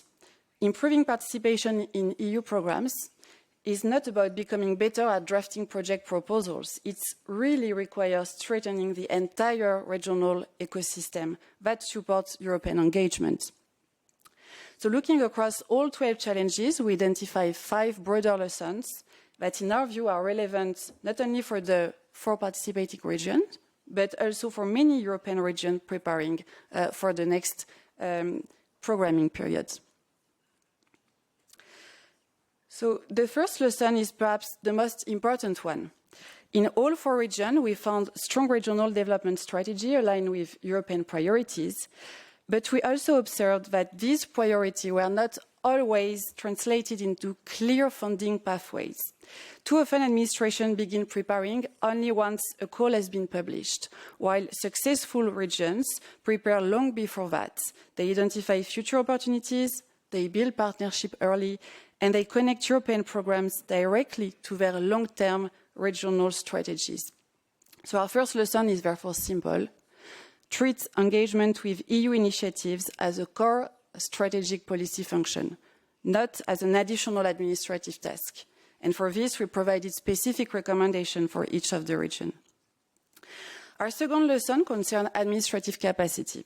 Across the 4 regions, we observe limited staff resources, uneven expertise, or high staff turnover, or also insufficient mechanism to retain institutional knowledge. This means that valuable experience is often lost whenever people move on. So capacity building, therefore, cannot rely solely on occasional training. It requires better knowledge management, clear responsibility, and importantly, political recognition that engaging with EU programs is an investment in regional development. The third lesson concerns financing. We often think of EU programs as providing funding, which is true, but before receiving funding, organizations need sufficient resources to prepare proposals, to secure co-financing, and to manage cash flow during implementation of the projects. And this financial barrier can be enough to discourage participation. Regions therefore need to think strategically about how their own financial instrument can complement instead of compete with European programs. This means better pre-financing and co-financing mechanism, for instance, to support strategic projects in line with regional strategies, and better alignment between regional and EU funding. And we, of course, provided some specific recommendations in this regard for the 4 regions. The fourth lesson is about partnership, and it's an important one as well. Increasingly, success in European programs depends on networks. Regions therefore need to think beyond supporting individual projects. They need to strengthen the ecosystems that allow projects to emerge. And that includes creating opportunities for regional actors to engage earlier with European partners. For instance, by encouraging peer learning among regional stakeholders, by supporting communities of practice in regional strategic sectors, by connecting experienced and less experienced project holders, and by supporting regional actors to participating in EU networking activities organized by EU executive agency, for instance. And finally, our fifth lesson concerns coordination. All 4 regions have many organizations supporting EU engagement. The issue is rarely the absence of structures, but more often it is the way they work together. Fragmented responsibilities, limited communication, and unclear mandate from the bulk of these challenges. And rather than creating new organizations, regions would benefit more from strengthening coordination among existing ones, including clarifying responsibility, making support structure more visible among regional stakeholders through networking events, through awareness campaign, newsletter, and so on, and ensuring clear strategic leadership. So let me conclude with 3 points. First, why are these lessons particularly relevant today? So we've been hearing this morning, the EU is preparing the next MFF, but while we don't know exactly what future programs will look like, we know that regions will play an important role in delivering European priorities, and that governance, partnerships, and capacity that regions build today will be essential to be able to seize tomorrow's opportunities. So preparing for that future starts now, and regions, more than ever, will need to work together, not individually. The second point is that although this project was developed with the 4 regions, and we would like to very much thank you for your engagement throughout this project, all the practical tools that have been developed can also be useful for other regions, as it has been mentioned this morning. The strategic action plan, the implementation roadmaps, the capacity building materials. And we hope that this experience will be inspiring for other EU regions preparing for the next programming period. And finally, this project has never been thought about funding alone. As I mentioned, it has been about helping regions strengthen their governance, their capacity, and their partnerships to allow them to translate European opportunities into tangible regional development outcomes. And while the project formally concludes today, the real work starts now with implementation. And we've been hearing that there is already some implementation paths that have been followed. And I very much look forward to hearing from our panel discussion on how you intend to take this lesson forward in your respective region. Just a last slide where you may find more information about the project and where you will find the registered conference of today. Thank you very much.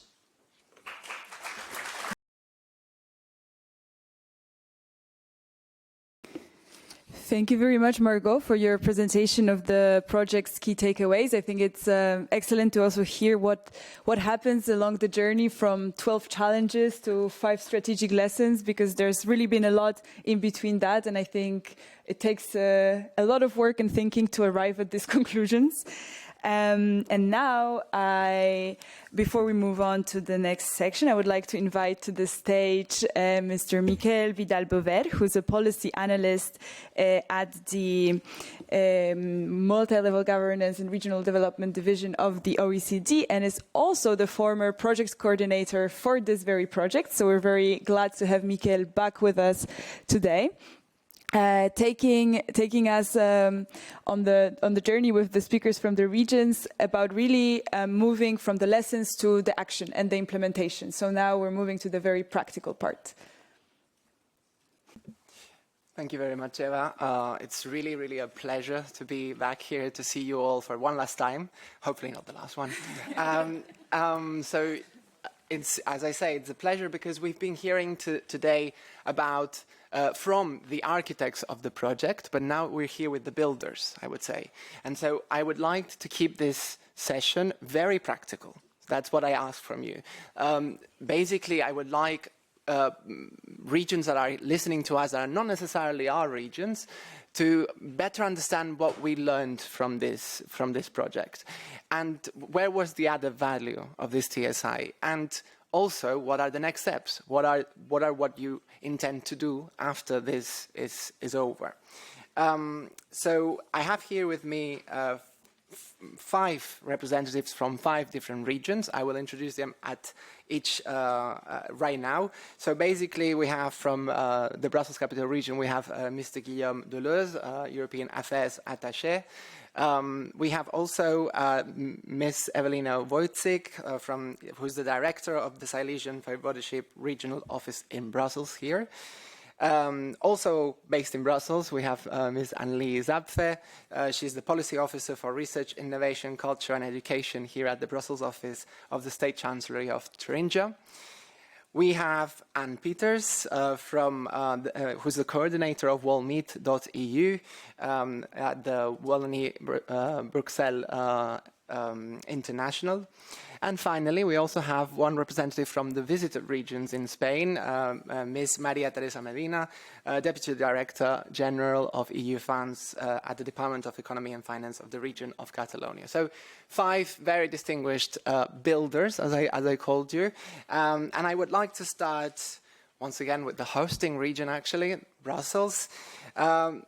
When I was talking to people, both at the OECD and also beyond, I was telling that I was working on EU funds, access to EU funds, and they were like, "What are the regions?" And I was like, "Well, Brussels is one of them." And they would be like, "But why Brussels? Brussels should be really well connected, should have this kind of access to EU funds already sorted out." And we actually, with this dense institutional landscape that characterizes Belgium, we noticed that we were not there. Could you tell us a bit more, Guillaume, about what we learned from the start to the end of this project? Yes, thank you, Miguel. Yes, indeed. So, as you rightly mentioned, Brussels is often perceived as being at the heart of Europe. We are at the heart of Europe. Nonetheless, people don't really understand that the Brussels institutional bubble and the administrative Brussels ecosystem are not that well connected. And so I think the first very challenge that we had to tackle was to really understand the situation of access to EU funding. As we heard from our partners and the regional colleagues that they were struggling to access EU funding, but we did not really understand why, and we did not have a clear mapping of the issues. And that was compounded by also the absence of a reliable monitoring system. So we are still not really able to say who is getting what and where and on which EU program with precision.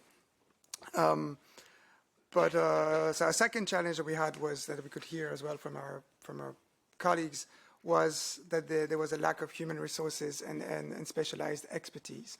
Often we heard that indeed, like to get EU funding, you need time, expertise, experience, and resources as well, and that's something that people often don't really have, and that is the first obstacle that they face in starting the adventure, the process. But that highlighted that the challenge was also we had to look into internal capacities and how we could help people participate effectively in the European program.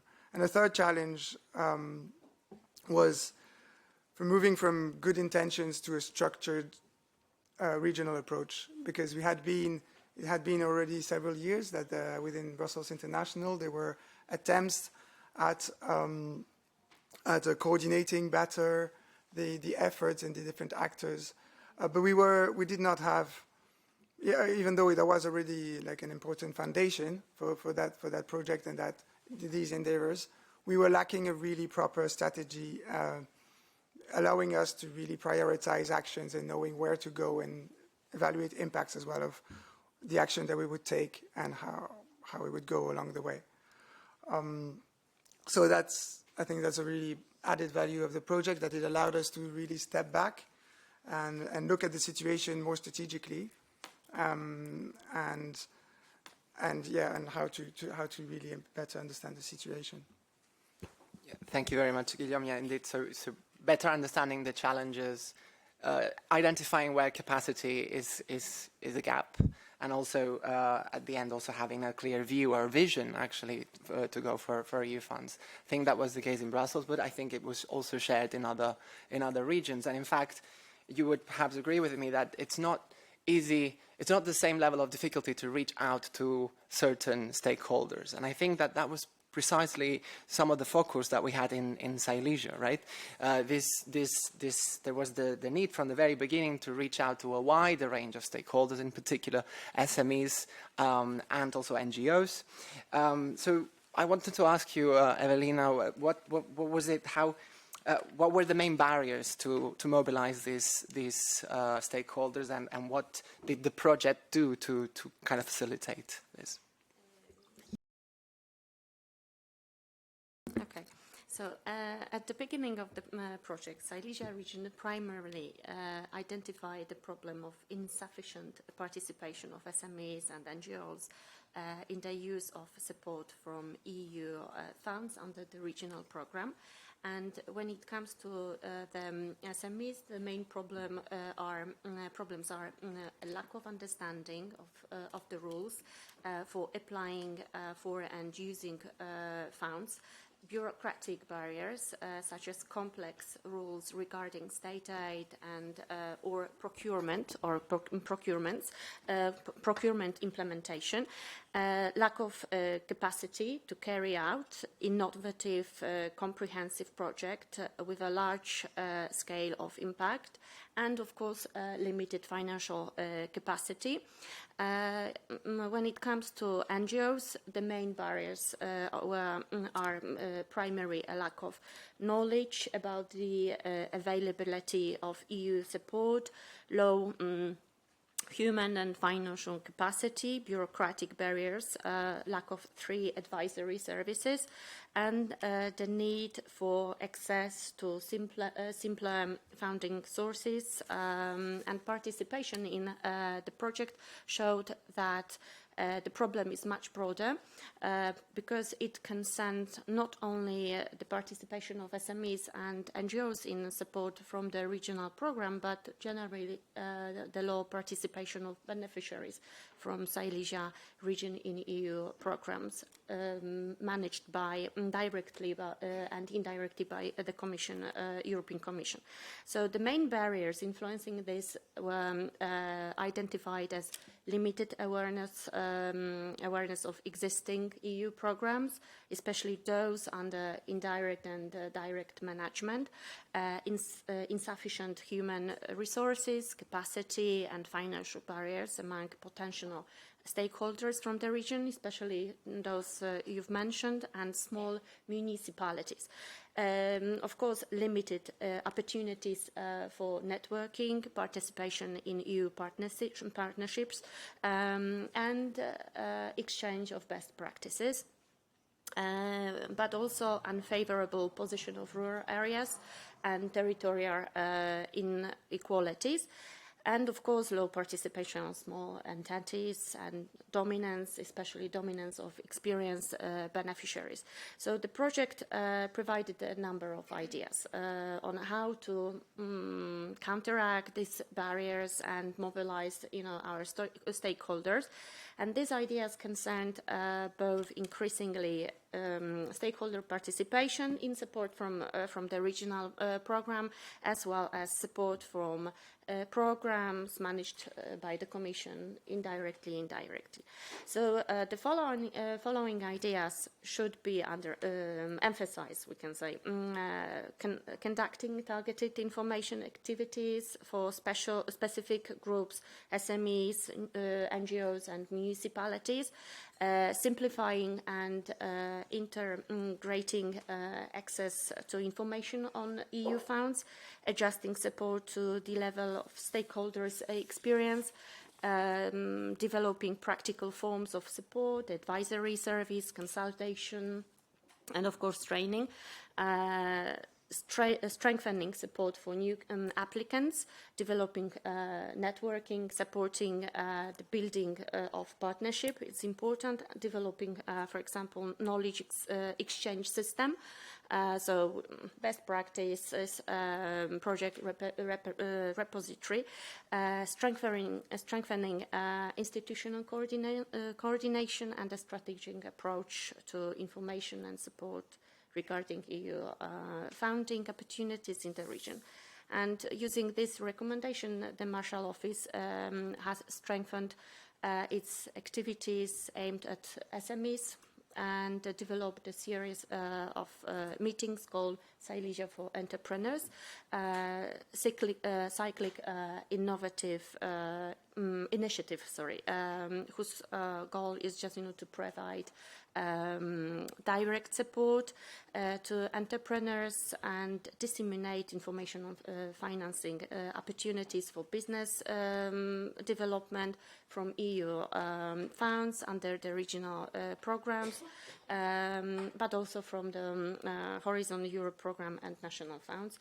So the meetings are organized in various cities of the region, just to increase the accessibility and have a practical character.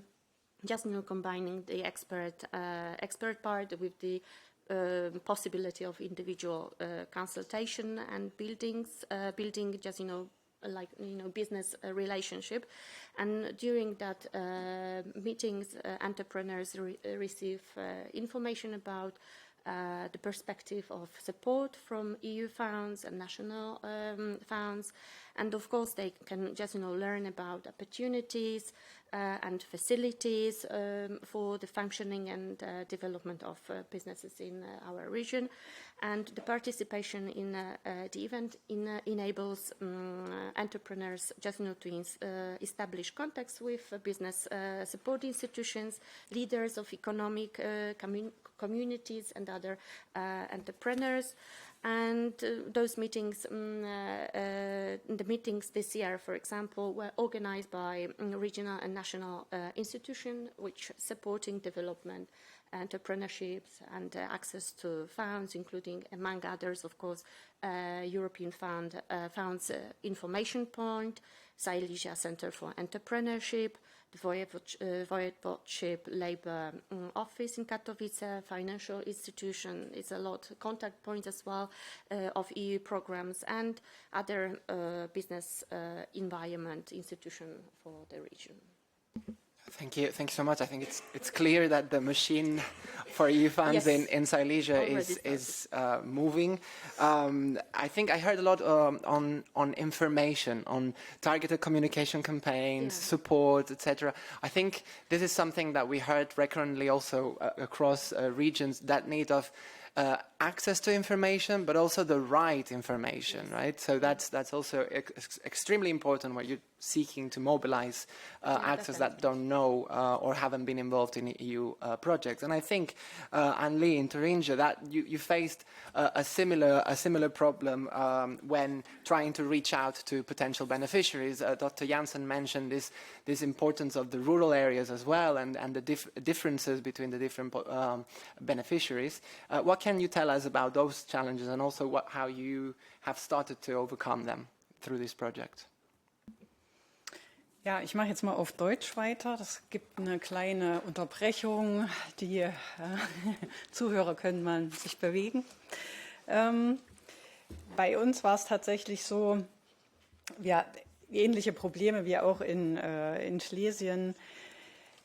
Was uns ganz besonders aufgefallen ist, auch mit der Analyse der OECD, war eben und mit den Workshops, die wir da veranstaltet haben, dass wir erstmal, wenn wir von EU-Programmen geredet haben, dass viele in Thüringen konsequent davon ausgegangen sind, dass es sich jetzt um Strukturfonds handelt und eben nicht, also so dieses Verständnis für, ach, das sind jetzt zentrale oder direkt verwaltete EU-Programme, das mussten wir erstmal üben, sowohl mit den kleineren Akteuren oder unerfahrenen Akteuren, als auch in den Verwaltungseinheiten in der Landesregierung. Also wirklich dieses Bewusstsein zu schaffen für auch die unterschiedliche Förderlogik dieser Programme, das stand ganz am Anfang. Und ich kann mich erinnern, dass wir eben dann gelernt haben, okay, bevor wir jetzt weitermachen, müssen wir erstmal diese Folie auflegen, was ist eigentlich, welche EU-Programme meinen wir, ne, worum geht und was ist auch die unterschiedliche Förderlogik.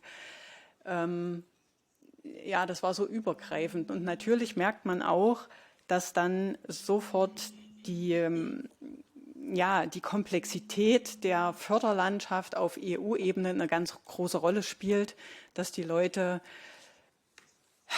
vor so eine Wand rennen, eine Informationswand. Es gibt einerseits zu viele Informationen, ganz viele Programme mit unterschiedlichen Regeln, Verfahren und Anforderungen, gleichzeitig aber auch zu wenig,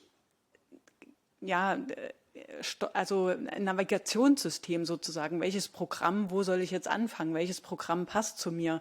Was passt zu meinen Ideen? Wo könnte ich jetzt ansetzen?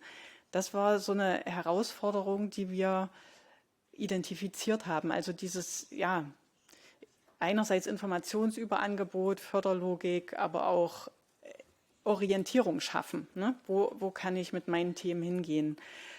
Und Ursache ist natürlich auch, dass die vorhandenen Unterstützungsangebote, die es ja gibt, über regionale Kontaktpunkte oder nationale Beratungsstellen, dass die nicht an die richtigen Stellen kommen oder dass man da den Zugang nicht hatte oder den Überblick nicht. Und und auch, ich hatte es schon angesprochen, diese Förderlogik, also auch Thüringen hat in den letzten Jahrzehnten sehr stark auch von den Strukturfonds profitiert und die auch den Akteuren zugute gekommen sind. Und diese Überlegung, also natürlich geht man immer gerne dahin, wo die Mittel einfacher zu erreichen sind. Und das ist dieser Wettbewerbsgedanke ist vielleicht bei großen Universitäten da, die auch sehr erfolgreich in Horizon unterwegs sind oder auch in Interreg. Aber es ist schon eine große Barriere für Erstantragsteller, ne, die sich überhaupt erstmal mit diesem ganzen System vertraut machen müssen und die dann auch rechtzeitig anfangen müssen, ihre Partnerschaften zu organisieren, weil viele von den Programmen setzen eben voraus, dass man auch mit europäischen Partnern zusammenarbeitet und auch das muss vorbereitet werden. Und auch diese internationalen Partnerschaften sind ein Thema, das schnell aufgekommen ist als Herausforderung, diese europäischen Netzwerke fehlen. Aber auch teilweise Netzwerke auf regionaler Ebene mit Zugang zu Kompetenzen, genau zu Personen oder Akteuren, die eben schon Erfahrung haben in EU-Förderung. Und gerade wiederum, sage ich mal, als eine Zielgruppe sind die öffentlichen Verwaltungen genau sehr unerfahren in dem Umgang, weil sie eben, das glaube ich auch bisher so ein bisschen weggeschoben haben. Das war nicht auf dem Schirm und man muss ja auch wirklich sagen, es ist nochmal eine Zusatzaufgabe, sich da reinzuarbeiten. Und den letzten Punkt, den ich ansprechen möchte und auch nochmal das aufgreifen möchte, was Frau Dr. Janssen schon gesagt hat und was eben auch in den 5 übergreifenden Lessons learned gesagt wurde, es ist halt nicht als strategische Option, also diese EU-Dimension ist keine Dimension, die bisher in den regionalen Strategien aufgetaucht ist. Und ich glaube, das braucht's. Das braucht so ein bisschen diese Top-Down, Bottom-up-Bewegung, dass man von beiden Seiten EU-Programme mitdenkt, damit wir zukünftig, ich sage jetzt nicht Mann, sondern wir in Thüringen müssen das mitdenken, damit wir zukünftig rechtzeitig die richtigen Gelegenheiten ergreifen können. Wir müssen die Kontakte haben, die europäischen Partnerschaften. Wir müssen wissen, wann kommt der richtige Call, der zu uns passt. Welche Akteure haben wir im Land, die dafür in Frage kommen? Und das hat unser Staatssekretär so schön formuliert. Wir müssen jetzt erstmal sehen, dass wir ready for call werden. Und das ist eigentlich eine ganz schöne Umschreibung für den Prozess, den wir jetzt vor uns haben. Aber umso stolzer sind wir eben jetzt darauf, dass wir gerade über die Kabinettvorlage die Ansatzpunkte haben und dass sozusagen auch der politische Wille da ist. Aber auch, dass wir mit diesem Projekt und den Workshops, die wir hatten, wirklich die Akteure zusammengebracht haben, die wollen, die das Interesse haben, aus unterschiedlichen Gruppen, aus Wirtschaft, Wissenschaft, Gesellschaft, auch erfahrene Akteure, die bereits dabei sind, die wir mit, also diese Kompetenzträger und die jetzt auch weiter zusammenzubringen, das macht Spaß zu sehen, dass das jetzt in Gang gekommen ist über das Projekt.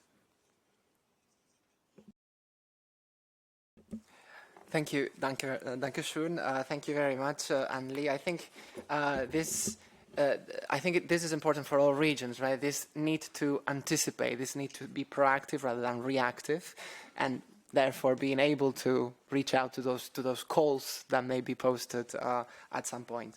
But I see from your intervention that there's also a vision being set, and this is the key to actually having this sort of proactive approach. So you already see where you're going. You're trying to build that in all stakeholders. So that's, I think one of the key learnings as well from this project. One of the issues that you mentioned is also particularly interesting, which is this issue of partnerships, this importance of having a network and being able to reach out to other regions that may be interested in a particular project and therefore coordinate as you did here. And I know that this in Wallonia and has also been an important thing that we discussed. And I wanted to ask you, what are the challenges that you think Wallonia faced when it came to finding partners for EU funds? And what are the lessons that you learned on that through this project? Merci. Thank you for this question. It's not an easy one. That's why I will switch to French. Alors, je voudrais d'abord un peu nuancer ce constat de difficulté, parce qu'il n'est pas le même pour tous les secteurs et pour tous les acteurs. Certains secteurs industriels notamment, sont par définition très internationalisés, et donc il n'est pas difficile de monter des partenariats. Et donc, je vais me rappeler quelques éléments que Luc Pack a mis en avant. On a certes moins de dépôts de candidatures dans des programmes en gestion directe, en chiffres absolus. Mais en taux relatif, le taux de réussite des acteurs wallons est relativement comparable à la moyenne européenne. Alors, ce sont toujours les mêmes acteurs qui réussissent, c'est ce que Luc Pack expliquait. Je vais d'ailleurs citer un exemple. Dans le programme LIFE, donc, qui est dédié à l'environnement et à la nature, on a deux acteurs qui reviennent régulièrement. C'est d'une part l'administration en charge de l'environnement et d'autre part une association qu'on connaît aussi à Bruxelles qui travaille sur la nature, Natagora. Et Natagora revient régulièrement dans les programmes liés à l'environnement. Donc il y a une sorte de know-how qui se crée. Enfin, sur la question du dépôt des candidatures et de la facilité ou non à conclure des partenariats, cette question-là porte donc sur les acteurs qui ne déposent pas ou très peu de projets. Alors, un appel en gestion partagée comme le FEDER, rencontre un certain succès. Or, il est évidemment beaucoup moins exigeant en termes de partenariat. En d'autres termes, c'est comme si le guichet régional était plus tentant que le guichet européen, alors que les programmes en gestion directe ou indirecte via des agences sont plus exigeants en partenariat. Pourtant, la Wallonie est impliquée dans beaucoup de réseaux spécialisés ou non, de beaucoup de réseaux européens. Bon, je vais citer à titre d'exemple le réseau des points nationaux de contact, par exemple, donc pour le programme Horizon Europe principalement, le réseau des Enterprise Europe Network, EEN, et nous avons aussi des réseaux qui sont moins formels. Nous sommes impliqués dans des réseaux moins formels, ERIN, donc pour les régions innovantes, Vanguard Innovation, aussi une initiative, donc je crois que certaines régions ici y sont aussi. Et donc c'est important parce que l'ouverture à l'international est un facteur en soi de compétitivité. Et donc ce qu'on voit, c'est que les leviers existent, mais ils ne sont pas activés. Alors, vous avez révélé, enfin l'étude de l'OCDE a révélé que la présence de la Wallonie dans des comités de plaidoyer, par exemple, ou des organes de coordination au niveau européen pourrait être accrue. Effectivement, la région pourrait être davantage active dans des réseaux thématiques. Alors, les recommandations de l'OCDE fournissent des analyses, mais aussi des pistes de réponse. La construction de bases de données, par exemple, qui compilent des réseaux d'administration compétentes par matière, la promotion de programmes européens à forte dimension de coopération internationale. Alors, de façon plus générale, la conclusion de partenariat est une des dimensions de la frilosité des acteurs de la région à monter des projets compétitifs, mais c'est sans doute plus un état d'esprit à changer. Les échanges avec les autres régions aussi ici ont été très enrichissants et ça pourrait être aussi également constituer une base pour aider au montage de partenariats. Comment on va s'en saisir? Je crois qu'ici on a une plus-value qu'on a construite au cours de ces 2 années. Merci beaucoup, Anne. Je pense que cet état d'esprit a changé que vous mentionniez tout à l'heure. Je pense qu'on est en train de le faire avec ce projet et j'espère que dans l'avenir ça va se traduire. Je pense un peu au mot de Monsieur Pack sur la culture de l'audace pour les projets européens. Je pense que c'est un peu ça ce qu'on est en train d'essayer de bâtir ici avec ces 4 régions, mais aussi au-delà de ces 4 régions. Je pense que c'est switching to English, I think these are challenges or issues that are faced not just by 4 regions but beyond, and I'm very pleased to have here one of the 2 regions that were visited as part of this project in Spain, in concretely Catalonia, and I wanted to ask you a bit about, you've heard these challenges. Did you see yourself reflected in them as well? And if so, what are the lessons that you think are also valuable for your region that you've heard so far? Okay, thank you very much. First of all, thank you again for inviting us in this final meeting. It's a great pleasure not only to be here, also to participate in this project, because indeed when all the 4 regions came to Barcelona, one of the great values we have is that the challenge that we are offered are the same in all the different regions and foremost in Europe. But how we tackle them, it's completely different. So there's no magic formula and about how to deploy properly the RDF funds. It's about knowing which is the characteristics, main characteristics of organizations, also the beneficiaries, also the stakeholders. So as much knowledge we have about all the ecosystem, more properly we can deploy ERDF funds. And knowing that, I just want to point out just 2 main challenges in our case. The first one is when we talk a robust administrative capacity, of course, but not only managed authority, not intermediate body, also beneficiaries. Beneficiaries is one of the most important ones. Give them tools, give them to approach them, to give them as much facility as we can to receive the RDF funds is one of the challenges that we face in Barcelona, in Catalonia, and we presented to the 4 regions what we have done in our case. So what we have done is just to create our roadmaps. We have created protocols involving all the different stakeholders from the beginning, from the beneficiary. Also, different level of the governance. We have more transnational or horizontal issues, and all of them are engaged, knowing which is their responsibilities, also knowing them which is the task that they have to do it and the time that they have to do it. And the result and these protocols give us a great add value because at the end we know exactly who has to do what, and the time they have to do it. So we reduce overlappings, we reduce some burden administration's barriers, and also we compliance with the deadlines, which also is very important to speed up as much as we can ERDF funds.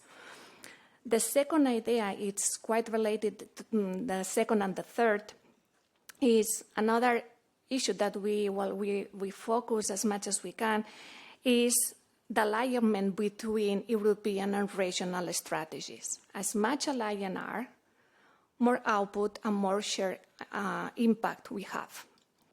So it's our duty to make sure that when we are designing regional strategy, think of which is the goals of European Union and try to fix them and and recognize them and to put it in our regional strategy.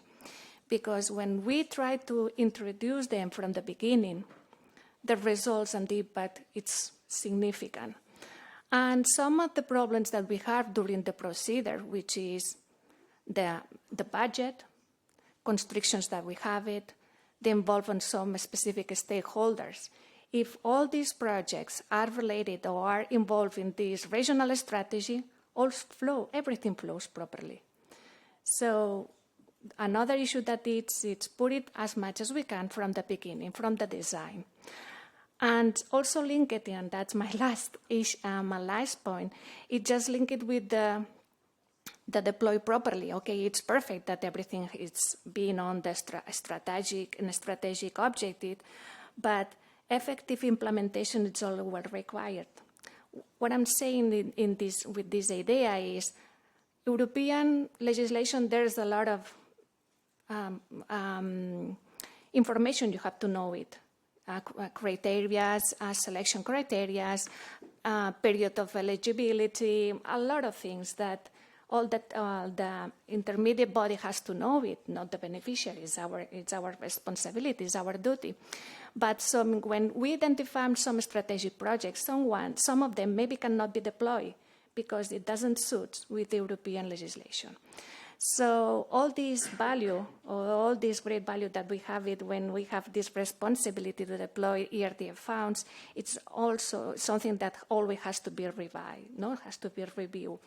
And I think this study and this project and this for regions, I think is the challenge, to point it again and to stop again and to think about that maybe what is work properly and maybe needs some challenge and some changes. Thank you. Thank you so very much thank you very much for and again thank you very much for so many points and so concretely explained. I think this issue of the beneficiaries needing capacities as well, not just the managing authorities, I think it was also very, very much aligned with the 4 regions. I think also this alignment of regional and EU strategies is extremely important and strategic because that's how you ensure that the region also has in mind the EU funds already when trying to implement certain priorities in their regions, regional strategies. And one of the points that I find most important is that we can have a very beautiful strategy, a very aligned strategy, but then it has to be implemented. And I think I would like now to turn to this part of the project, the implementation, and basically what comes next for these 4 regions in this project. I would like each region to, and perhaps I will start in different order, maybe I'll start with Wallonia. I wanted to ask what's one action that is already underway, that we've already started, that you've already started implementing, and also perhaps one action that you think in the 12-24 months from now should be underway. Putting you on the spot here. Encore une fois, merci pour cette question. En fait, on a anticipé quelques-unes des actions. Alors, quand je dis quelques-unes, la feuille de route que nous avons reçue est particulièrement touffue. Donc, ce qui est intéressant, c'est qu'il y a une distinction entre les actions difficiles, celles qui sont de niveau de difficulté moyenne, et celles qui sont faciles, bien que je pense qu'il n'y ait pas d'action facile. Il y a les actions de court terme, de moyen terme et de long terme. Je trouve que cette structuration est très intéressante parce qu'elle permet de construire la stratégie. Alors, qu'est-ce que nous avons déjà mis en place ? Eh bien, lors des tables rondes de 2025, en fait, quand on a réuni toute une série d'acteurs, une centaine d'acteurs, en fait, sur 2 jours, je pense, à Namur, une intervenante a pris la parole en souhaitant qu'on organise régulièrement des rencontres entre porteurs de projets. On a saisi la balle au bond et donc dès la première année, donc en juillet 2025, donc bien avant la fin de ce projet-ci, où il y a une recommandation qui porte à peu près sur cet objet. Nous avons organisé un forum de rencontre des porteurs de projets financés et des candidats candidats au dépôt de projets. Donc l'idée était d'en faire quelque chose d'inspirant, de se donner, de s'échanger des outils, des trucs, des conseils. Et dès juillet 2025, la participation était très importante, alors qu'on n'a pas fait une énorme publicité, mais ce qui prouve qu'il y avait quand même un besoin et un intérêt pour la question. Donc à l'époque, l'événement s'est tenu sur 2 jours. Nous avions alors présenté, Michael, c'était toi qui étais venu présenter les travaux de l'OCDE. La représentation de la Commission en Belgique était venue, avait d'ailleurs exprimé son étonnement, ses constats, ses analyses par rapport au positionnement plutôt faible par rapport aux deux autres régions belges, donc des acteurs wallons dans les initiatives européennes. Et tous les programmes importants de l'Union que l'on retrouve sur le portail des financements avaient été à peu près, presque tous avaient été présentés, avaient fait l'objet d'une présentation par un représentant de la Commission. Les opérateurs étaient venus expliquer ce que j'appelle les opérateurs, ce sont les structures d'accompagnement, quelle aide ils pouvaient donner, et on avait ensuite présenté un projet qui avait été financé au cours de l'année précédente, qui a présenté, mais aussi dialogué avec l'assistance. Nous avions aussi présenté une vidéo, donc que vous pouvez d'ailleurs trouver, une petite vidéo réalisée à l'époque sur le b.a.-ba du montage de projets européens. Les choses, ça allait depuis comment est-ce qu'on se crée un PIC, donc un code PIC, quels sont les coûts, qu'est-ce que c'est que la notion de coût éligible, de coût non éligible, tous les éléments de base que doit savoir tout candidat au dépôt d'un projet. Le petit film est d'une durée d'à peu près de 15 minutes et est d'ailleurs toujours accessible sur le site de OneMeet, mais aussi sur la chaîne YouTube. Donc voilà, je vous invite, vous tapez « Monter un projet européen » OneMeet et vous tombez dessus. C'est d'ailleurs une collègue de notre délégation qui en fait la présentation. Alors nous avons réitéré l'expérience cette année, donc Luc Pack y a fait allusion, ça se passait vendredi dernier. Le public était encore plus nombreux que l'année dernière. Nous avions sélectionné cette fois les programmes qui seraient présentés, mais avec aussi la possibilité pour les opérateurs de programmes qui n'étaient pas présentés de rencontrer des candidats au projet. Des sortes de speed dating, en quelque sorte, pouvaient être organisées, une documentation était mise à disposition. Et là, je crois encore que la satisfaction était au rendez-vous. L'expérience a été concluante et je pense, sans me tromper, Luc, que nous recommençons l'année prochaine. Voilà.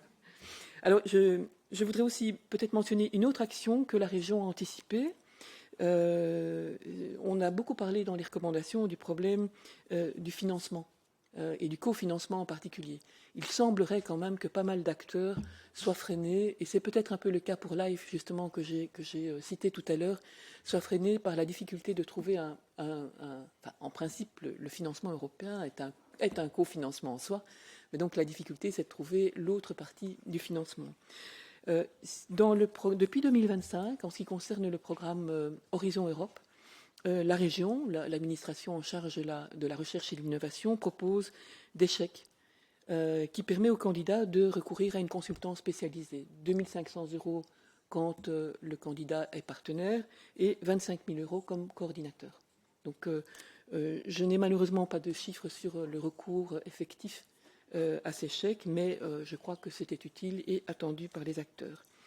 Je pense que ce que le forum avait montré aussi, c'est qu'il y a une appétence de plus en plus grande pour le projet européen, mais en même temps, on ne sait pas encore trop bien comment faire, et donc il faudra forcément compléter l'arsenal des initiatives et des mesures sur base de la feuille de route et du tableau des recommandations, et donc ça, c'est évidemment, la balle est aussi dans le camp de nos autorités. Merci beaucoup, Anne. Moi, je dirais, heureusement, qu'on vous a donné une feuille de route très longue, parce que vous êtes déjà en train de mettre en œuvre beaucoup de choses de ça. Vous avez parlé de forums d'information, de speed dating, activités de speed dating et et même de check que la région a mis en place. Donc, merci beaucoup pour ces éléments très concrets.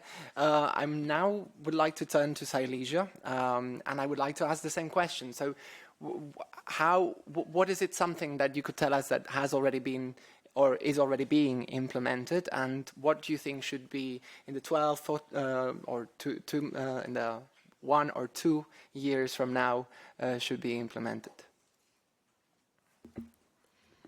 Okay, so in the Silesia region, some of the recommended activities had already been implemented to a certain extent, but not but only with regard to our regional program. This included, among others, information, advisory and training activities carried out in various parts of the region, including at the subnational level, which allowed for a better response to the diverse needs of our beneficiaries. At the same time, the developed recommendations showed that the scope of possible activities is broader, and some of the initiatives already undertaken can be further strengthened and of course better targeted.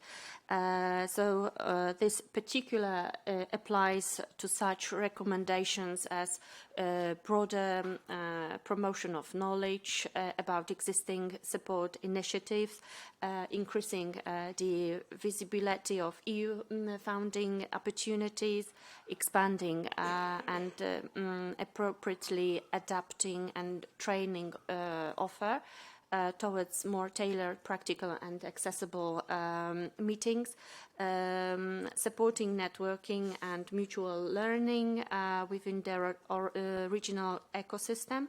However, as Silesia region, we have not so far undertaken activities related to programs managed by the Commission, both directly and indirectly. So we are aware of how important this area is for increasing access to EU support in our region. So therefore we intended to take the first steps in this direction in the future. And the first initiative we tend to undertake will be the broader use of website dedicated to our regional program, and we see an opportunity to just create a separate section where information about other funding sources and available forms of support offered by the Commission directly and indirectly will be published, and the solution should make it easier for potential stakeholders, beneficiaries, we can say, to navigate the available support offer and ensure access to more comprehensive information. And we have already started cooperation in this direction with the unit responsible for information and promotion activities related to the European funds for Silesia 21-27 program, and we are preparing information on programs managed by the Commission that can be placed to our regional program website. And the second activity we plan to implement is just to expand the scope of information on support opportunities to include those offered under programs managed by the Commission during regional events such as information meetings, training sessions and conference. Where appropriate, we will also invite representatives of national contact points of other programs and beneficiaries of these programs, just to select selected meetings, just to share their experience in using this support. Of course, the activity that is already in place is the good practice Silesia for the entrepreneurs, which was discussed in the first question, and the dedicated activities constitute the beginning of changes in expanding information on available EU support. So we are now starting with the basic, we can say, activities, but in the future we would like to gradually move towards more specific, more tailored forms of support. Thank you very much, Evelyn. I think indeed a lot of effort in informing and also reaching out to the relevant stakeholders to mobilize them, and also bringing together stakeholders that work in EU funding at different levels of government. I think that is also important in the Polish context, but also elsewhere. Moving to Thuringia, to Brussels now. I wanted to ask the same question. We've been through action plans, roadmaps, capacity building exercises. What are some of the actions that you have already taken, and what are some that you would like to take in the 2 years from now? Thank you, Miguel. I wanted to take the opportunity of this question to also start by thanking again all of us, all of partners having been involved in the project for the spirit of cooperation that was always there at all levels, which I think, at our point anyway, has allowed us to take ownership of the project and of this report and the action plan. And so one of the first steps, and we are continuing in that spirit in the implementation of the recommendations, the first step that was taken was to translate the recommendation of the OECD into action through targeted engagement with the key stakeholders. So what we did, rather than treating the recommendations as a single package that we would explain to others, we broke it down into very specific discussion papers that were tailored to the specific understanding and vision of the administrations and the different levels of governments. So with these notes, we had individual bilateral meetings with all of these actors. And through these meetings, the objective was not just to present the recommendations, but also to test them against operational realities and to gather feedback, but also to secure political and administrative support going forward, clarify mandates as well. For our administration, and then identify the resources that would be required for the implementation in the future. So one of the first achievements from that step to really to work on a progressive appropriation of the recommendation by the actors who will later on be directly involved in putting them into practice. So then I would like to highlight just some other concrete actions that were taken and that are currently being developed. So the first one is there's a first initiative that focuses on improving the quality of the project proposals that would be developed by the Brussels actors. Currently, there's few opportunities left, but most importantly in the next programming period coming up. So we are actually we were inspired by the practices implemented by our colleagues in Barcelona. And inspired by this, we tried to design a pilot initiative aimed at supporting the most promising project ideas within our region.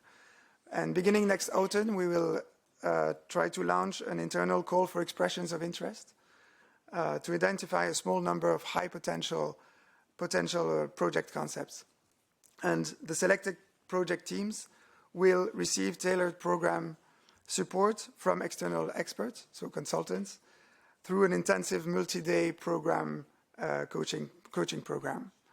And here the objective is not to prepare applications for a specific call for proposals, but rather to help them develop robust and transferable project concept notes that can later be adapted to upcoming funding opportunities. So that's a very concrete action. Then a second initiative aims to strengthen the internal capacities through training and knowledge transfer. So we are currently working on adapting the train-the-trainer training that we got, the methodology that we received, to the Brussels concept.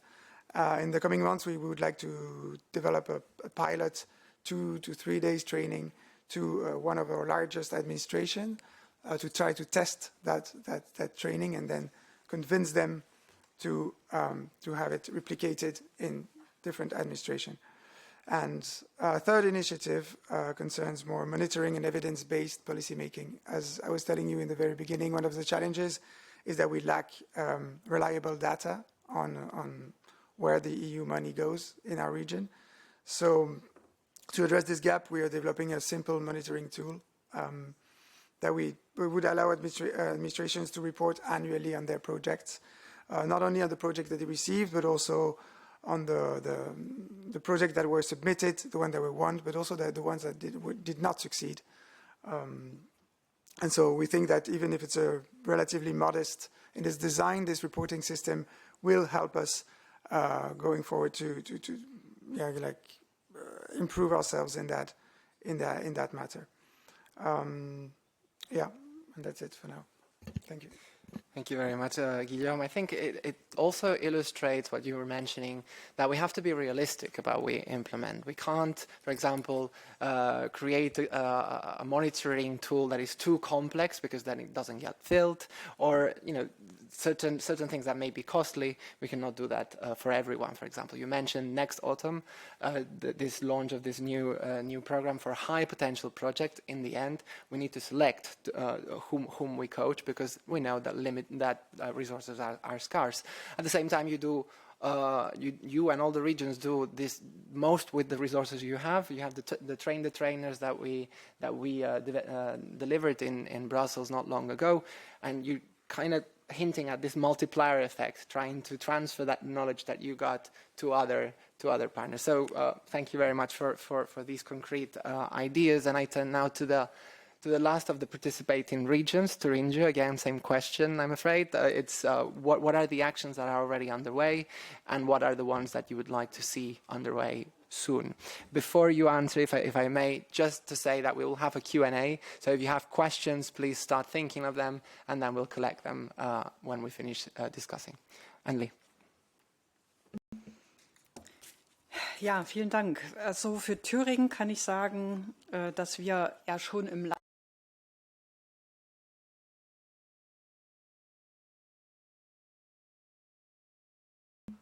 Wir haben schon einiges auch im Rahmen des Projekts gemacht. Zum Beispiel eben auch, als wir gemerkt haben, es braucht mehr Informationen, gab es viele Informationsveranstaltungen zu verschiedenen Programmen, wo wir auch die nationalen Kontaktstellen eingeladen haben, damit die Akteure dann auch wissen, an wen sie sich wenden können mit der Beratung. Ein interessantes Beispiel war einmal der Tag der EU-Programme, wo wir dann auch verschiedene Programme vorgestellt haben, sodass diese Bandbreite sichtbar wurde. Aber auch Horizon Europe für öffentliche Verwaltung, also auch mal ganz gezielt Programme vorstellen für diese wichtige Zielgruppe öffentliche Verwaltung.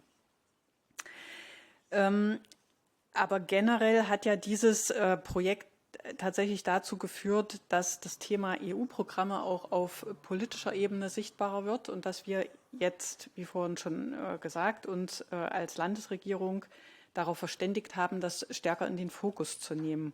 Das wird jetzt dazu führen, dass die verschiedenen Ministerien jeweils Ansprechpartner benennen, die dann für uns als Staatskanzlei, sage ich mal, so eine Art Projektgruppe sind.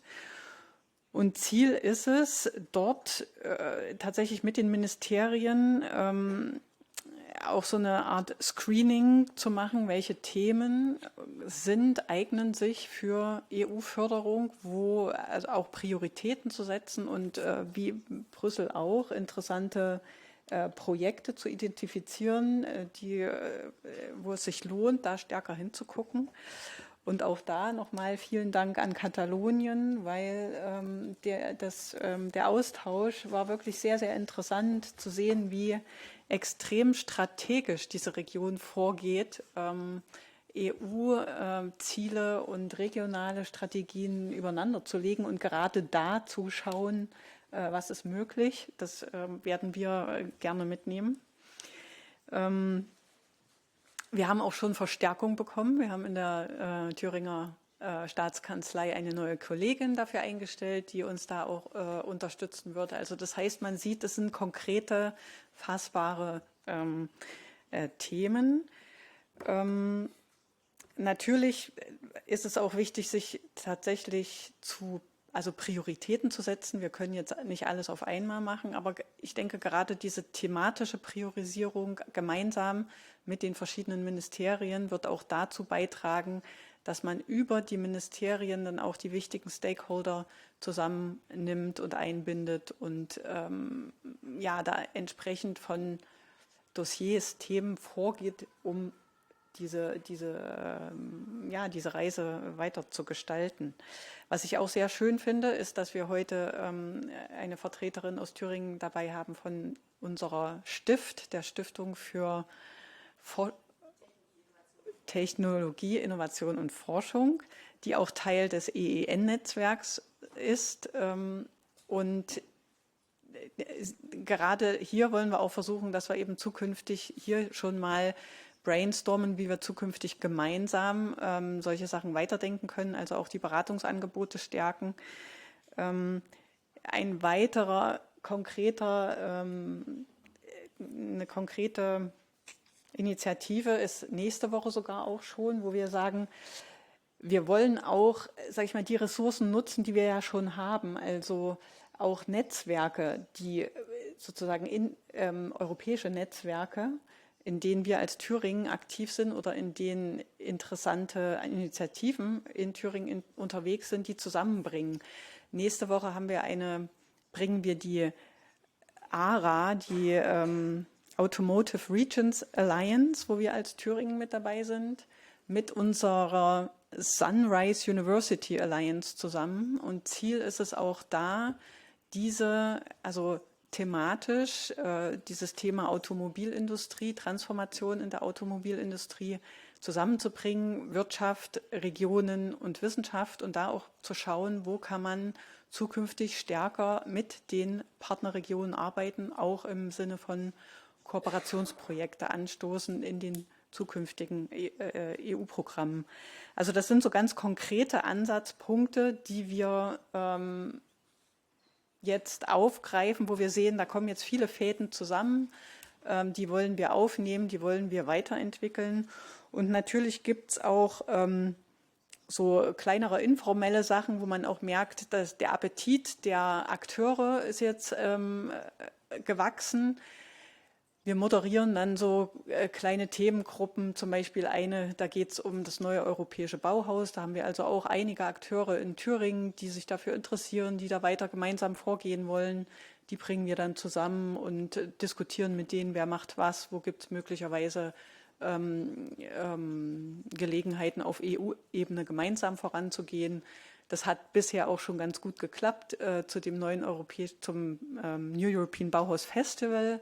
Da ist dann so eine kleine gemeinsame Broschüre entstanden, wo sich die Akteure anderen Regionen vorstellen. Also das sind auch so kleine, aber konkrete Beispiele, wo man merkt, es hat jetzt in Thüringen so ein gewisser Spirit angefangen, sich da gemeinsam auf europäischer Ebene zu platzieren. Und ich glaube, dieses Momentum mitzunehmen, das ist jetzt auch so ein bisschen Aufgabe von uns.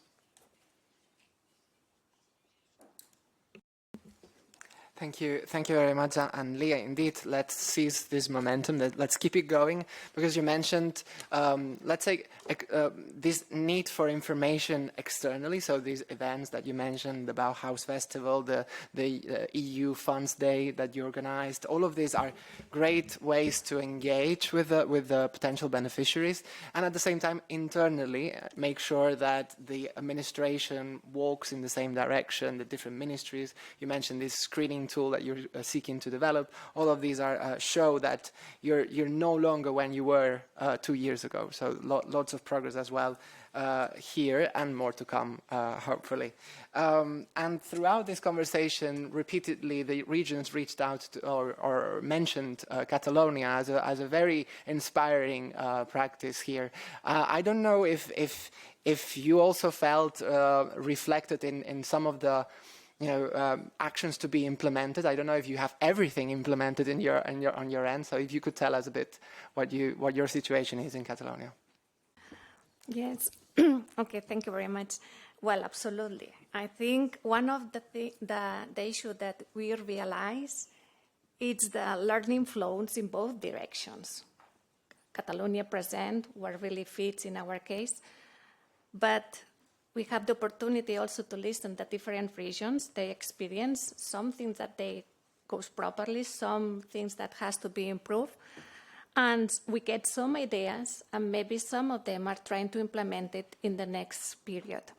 And I will just point out 3 ideas related with the next period. First of all is the stakeholder engagement.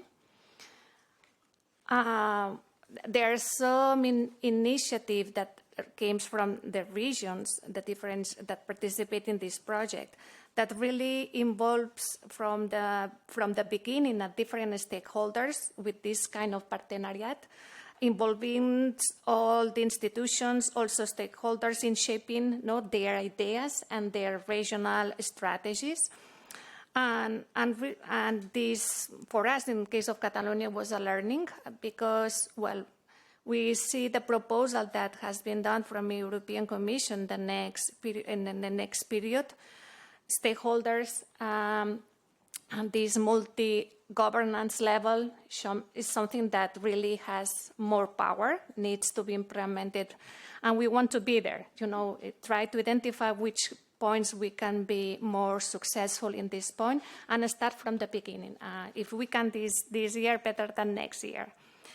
A second idea is more related about communication and outreach. We observe interesting examples for some regions, the opportunities and the achievements that they have done and how to express to the citizens. And it's an idea that has come up also previously, that it's not only give them a lot of information to select which information we give to the beneficiaries and give it as much clear possible. Okay, so and not only instruction, also, and we want to implement it, is based on results, best practice. Best practice also is good, it's very important, because sometimes when you see best practice that has been implemented, maybe you see, wow, we can do it, So not only it's instructions, also to show which really impact in the region, but the most learning for us, and it's something that we really need to improve in this way, is the active participation of the regions in dialogue platforms and policy discussion with European institutions involved in legislative and policy-making procedures. We observe that some regions are really engaged early in these discussions and really will gain and add value. Why? First of all, because they had the great opportunity to contribute to the final decisions.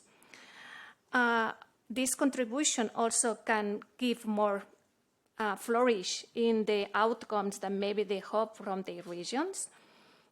Also because they are better positioned to anticipate the future European priorities and regulatory developments, and also the last point, it should be the regional strategies, I always said previously, they have more time to be well prepared with European goals. So knowing that there are some regions has taken advantage of these issues, for Catalonia is one of the main learnings that we want to implement it. And indeed, this peer-to-peer experience for us has been a very valuable sign. And I think that's the key value at the end. And because I have the microphone, I strongly, encourage all the regions to ask, I embrace this kind of initiative because really works. Thank you. Thank you very much. What a way to end this second round. Thanks very much. I think this idea of the influence that a region can have in setting this, I think this is key. This hadn't come up, but regions do have their word to say, and they can influence, and they can gain already just time, actually, which can be very valuable to prepare for applications, calls, etc. So thank you very much for this. I mean, we could spend, I think, more hours talking on this, but I think it's also very valuable to have a full room of people that have listened up until now. And I think now it's time to collect some questions that there may be in the room. If you could please raise your hand if you have any. Or we have been extremely clear. There we go. Hello, do you hear me? Okay, I work for the main employers federation in Wallonia in Brussels in healthcare and support. I was just wondering about how you've been working with the civil society, because we talked a lot about enterprises and more structural projects. I'm curious about that. And also, how do you prepare? I mean, the last orator talked about the next MFF, and we know that it will be easier for the Commission to handle because less programs, but we know that our members, and we are also worried that all the new process give more power. I mean, it's de facto, there will be a renationalization of main program with the Commission having one contact point, national contact point. And so how the region will handle these aspects, also in terms of the implementation of your program. So I don't know if my questions are clear. I can precise also. Thanks. Thank you very much. Very clear. 2 questions. Maybe before I give the floor to the regions, any region, by the way, not just Wallonia. Any other questions in the room? Maybe to collect a few more. There's one over here, Dominica.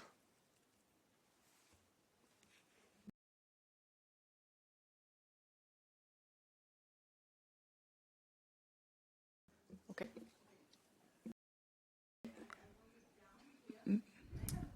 Maybe, Dominica, maybe try just... No. It's okay. Okay, thank you. It's working now. Yes, I have a question to Catalonia, because I'm very interested how you are doing, especially in terms of identifying and developing ideas for future projects, and how you collect them and stimulate your different entities to bring those ideas that you might think that are good enough. That's why I'm asking what about the system and the system in place that actively encourage universities, entrepreneurships, different ones, social organizations and civil organizations to put forward initiatives even before calls for proposals that are announced. And I wanted to ask you how you're actually doing it in practice and how it works, and is it really hard to encourage them to be a part of the process and to push them towards having finance from the especially direct management? Thank you very much. Thank you very much for that question. Maybe we'll answer these 2, and then we'll come back to the questions in the room. So I'll ask the panelists to be relatively brief and concrete. There are 3 questions in this round. The first one on the civil society, the mobilization, the engagement. Maybe Anne, given that the speakers from Wallonia, maybe you could tell us your thoughts. Je peux vous répondre en français. Je n'ai pas très bien compris d'où vous veniez, une association... Une fédération d'employeurs du non-marchand représente les hôpitaux, la santé mentale, les crèches, la prévention, etc. Bon, en fait, quand on a organisé les tables rondes, les premières notamment donc avec l'OCDE, on a eu comme recommandation de l'OCDE de bien mobiliser tous les acteurs de la société. Et donc on a, puisque je vois maintenant mieux d'où vous êtes, on a eu par exemple une table ronde sur la santé.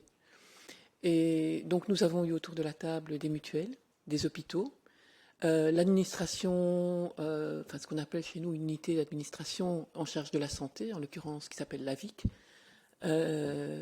Et donc ils ont eu l'occasion de s'exprimer sur le sujet. Et donc les remarques et les demandes ont été prises à bord. Bon, j'entends que je ne pense pas que vous en étiez. Je crois que c'était la fédération secteur public santé, mais voilà.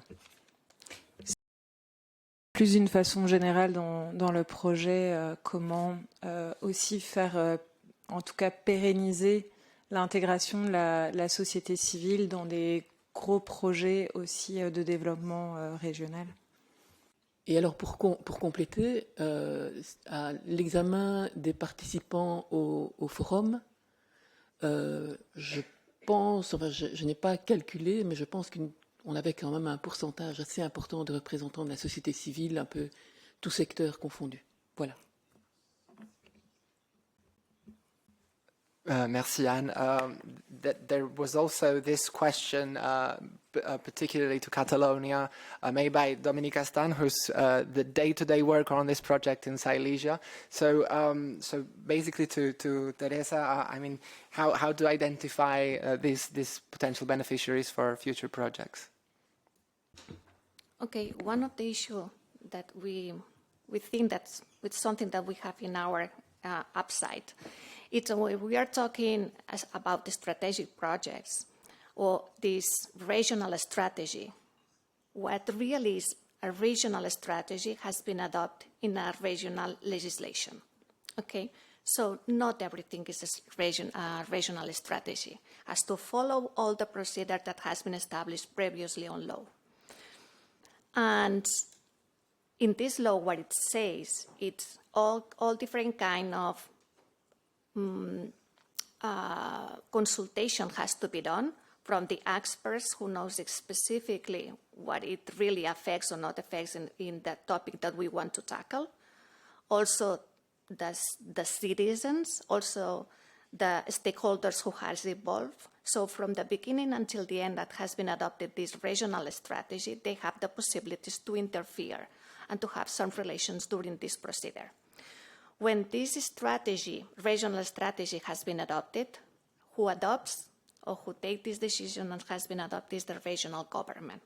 Okay, so at the end, all procedure has been done properly. Okay, when this strategy has been approved, ERDF funds, in this case, our unit came to know the palestra, as we say, no? Okay, so we review all the different strategies that has been adopted. We review all the different projects that has been established, that has been adopted in this case of this consultancy procedure. And then we start to identify which is the stakeholders that we have to get some first interventions, okay? So we identify them and we try to build together these strategic projects from the beginning, make sure that the end feels properly, not only with national legislation, because of course has been, but also with this European legislation to succeed in the RDF funds. Yes? Thank you very much. I see that there are some hands emerging in the room, so I'll turn to yeah. Hello there, I'm Christiane Kilian. I'm the chairwoman of our Foundation for Technology, Innovation and Research of Thuringia. We are a private foundation established by the Free State of Thuringia as a public-private partnership with own endowment. And I wanted to ask the other regions, what are your experiences in having public-private partnerships or philanthropies, entrepreneurial philanthropies, to supporting projects for funding?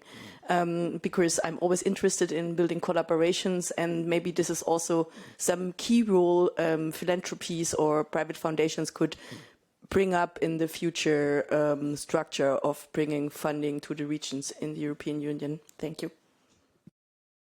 Thank you very much for that question. We'll collect some more. Go ahead. Stephanie, I work for Thuringia as well, and I have a question for Brussels Capital, for Guillaume. I'm interested in your evaluation tool. Is it something that you designed yourself, or is it licensed based or freeware? And would you be willing maybe to share it with us? Thank you. Again, very concrete question. Thank you very much. Any others in the room? Okay. Then maybe we will respond to these two. The question on the PPPs, on the public-private partnerships and the philanthropies. Out of these regions, have you had experience with that? Is that something that you think could be valuable in the future, given that we operate under the uncertainty of the next MFF? But is that something that you... Maybe you've given us an idea here that we hadn't contemplated. I think this is also something perhaps to chat over lunch, but certainly an important actor to consider. And also then we have this very concrete question to Brussels on the monitoring tool. But just on the involvement of private actors in EU projects, I think it relies more on the decision of the programs themselves rather than us, like we're just more facilitators. But then there's certain programs, EU programs, that do integrate the implication of private partners. Others are quite reluctant to have them. So I kind of depends, I'd say, but definitely exist in certain of them. And related to the monitoring tool, this is a very advanced question. We are in the very, very beginning of the development of that. To be honest, at the moment, what we're thinking of is a basic Excel sheet that we want to send administrations. But the first thing is we need to find a way to not force them, but like make it compulsory for everyone to fill in. And that's the first, I think, level of complexities that we need to have the mandate to request this information. And so there, we're trying to convince our political level, to give us the mandate to do that. And then hopefully, we'll just simple Excel would work. That said, I've heard recently from the colleagues in the Netherlands that they had experienced some monitoring tool that was using like an external partner to do that. Don't remember. I can give you some more details. But so I think that we have a next study visit planned in September in the Netherlands, and that's one of the aspects I would like to check with them. See also like the cost benefit of going through external companies to do that or not. Thank you. Thank you, Guillaume. I don't know if any of the regions want to add something to this, or if there are any burning questions in the room. If not, then, yeah, go ahead. Yeah. Yeah, I would like to add that also us in Thuringia, we hope that this consortium will not break down after the project is done, because we see here that we still will work on the same challenges, and it's so nice to now have the contacts, and since we are all also Brussels based. This is my wish for the future, that we will work on this topic together. Same for us. Thank you. That's all right. Thank you. Thank you so much. I think if this panel has shown something, is two things. First of all, the amount of work that you've put in this project. It's really, participants here cannot see this, but this is day-to-day working hand in hand. So thanks very much for your very active participation to the 5 of you. And also, the second thing I would say is that it shows that these kind of technical support instrument, this works. It has an effect, it has an impact. And whatever it's called in the next MFF, be it technical support tool or technical support instrument or whatever, it shows that it has value. So thank you very much for all of this. And over to you, Eva. Thanks a lot, Michael. Thank you for moderating this panel excellently. As you've shown before, you can listen very carefully to what the regions have to say and you understand what they try to convey as well. So thanks a lot. And thank you so much for the 4 participating regions and for Catalonia who joined us and really showed that both the challenges, but also some of the solutions can be very much shared across these regions, other European regions, also some observer regions. We've had in the projects non-EU regions who also joined us to learn and to see, because some of these ideas are very relevant for them. So this has been a very rich discussion, and with that I release you from the speakers table, and yes, a round of applause to all the regions.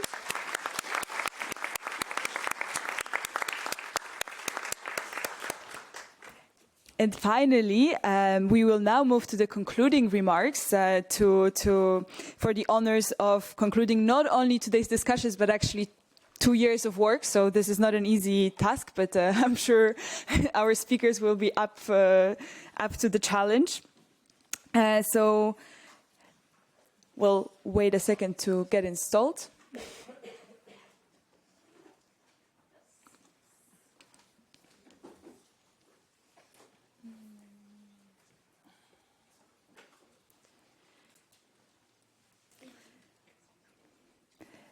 So for the word of conclusion, we will, after settling, we will have the pleasure to hear again from the European Commission SG Reform, Task Force for Reform and Investment, and in particular from Ms. Nicole Donkers, who's a policy officer at SG Reform and who has been following and who has been with us for the entire duration of the project. So, Nicole, whenever you're ready, the floor is yours. It's always nice to see it from this side of the room. It's very different from that side, but it's good to see you all. Thank you very much for having me. As Eva was saying, I've been in this project from the beginning, and I must say it started quite small, and it's been growing and growing, and I think that also shows how important the project is, not only for the regions, but also for the other regions that are kind of listening in to this project as well. So, dear regional partners, OECD colleagues here, everyone in the room, but also the people online, we've already heard a lot this morning, so I'm not going to repeat any of that, but I would like to add a little bit from my perspective and what I've seen in the last 2 years. When we started this project, I remember going to Germany and a German colleague saying to me, "Es ist ein europäisches Förderdschungel." And then I went, what does he mean? What does he mean? It's a European funding jungle. That's what he said. And I was thinking, why? Too many programs, too many different rules, too many different doors. We want to understand it better and we want to have a grip on it. That's what they were saying. And I think Miguel remembers exactly the person that said that. And it was like, okay, what do we do here? This was the beginning of this project. And the perception of the jungle actually came back in the other regions as well. They also thought, it's a jungle. How do we get through this? And that's where the TSI started. So this morning showed an enormous amount of work that we've covered in the last 24 months. And the difference is already making to how the regions and stakeholders are working in partnerships, but also absorbing the EU funds, and especially in how regions have taken up their ownership of this project. I find that very encouraging and also really nice to see. But when I look back, I actually see 3 big things. I always say 3 because 4 is too much and 2 is too less. So 3 is really good. So in my view, you see insights. Everybody has gotten insights in the last 2 years. And this actually means that you have a clearer picture of what's going on. You have a map of the jungle. That's what you have. And to go further, it's not only on paper, you actually have to start working on it in practice. So the second is very much about connection, how we have connected to each other in this project, not only with the people that are in this room, but also with the stakeholders, the towns, the SMEs, the NGOs. We've heard a couple today already, universities as well. I remember many universities in the different missions, fact-finding missions. And they've worked a lot in isolation. They weren't very much aware of the other stakeholders that much, and it was nice to get them to connect. And also connect to the regional authorities, because that was sometimes also a momentum. That's what you're doing. Oh, this is what we're doing. How do we connect on these things? And the third thing is really the push forward. This project is a start. And as I'm saying, it's a snowball. It's not a snowball going into the jungle, but it is a snowball. And it's a continuous guide. So, and it's not a one-size-fits-all. It is a one-size-fits in ambition, but it's not a one-size-fits-all in how you actually put it into practice in the different regions. You could say the diagnostics, the methods, the roadmaps, they're a path through the jungle. And it's terrific to see that the regions are picking them up. And as you heard some of my EU colleagues already mentioned this morning at the opening, is that the TSI deliverables are not only for these regions, they're actually for all the regions that would like to take them home with them and put them into use. So where do we stand after 2 years? Well, we stand at a closing, that's for sure. But we don't stand at the closing of this whole process. The complexity isn't gone. We still, that's a bit of a given, to tell you the truth. It's still growing a little bit. It's changing. We have a new MFF coming up. That's also not very clear yet how that's going to reshape everything. But we see that we have the tools to grip that. And that's a bit what I said in the beginning. People want to have a bit more of grip on how to work with this complexity. So the regions are developing clearer, better paths, and they're working more strategical, they're prioritizing the work, they're finding inspiring and ambitious paths, and as we've heard, there's no one magical formula. I heard Catalonia saying there's not a magical formula, because that's true, but there's a common ambition. So that's a very good thing to see here. Because we all want to work towards a competitive Europe, depending on the regions that can turn funds into results. Because in the end, it isn't about moving money around. It's about getting funds to the right places and making them count for the regions and also for Europe as a project. So, as I said, today marks the closing, and I'm a little bit sad about it, but at the same time, I know exactly where we are, so that's a good thing to see.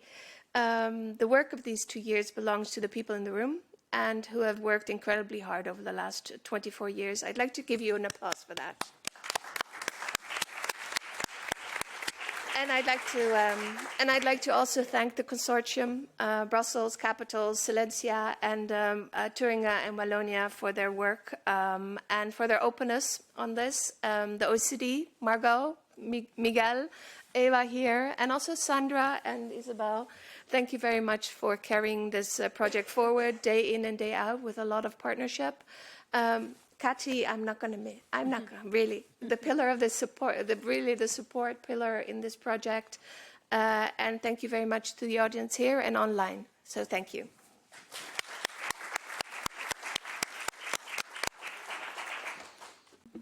Thank you very much, Nicole, for these kind words, but above all for the cooperation over the last 2 years, really.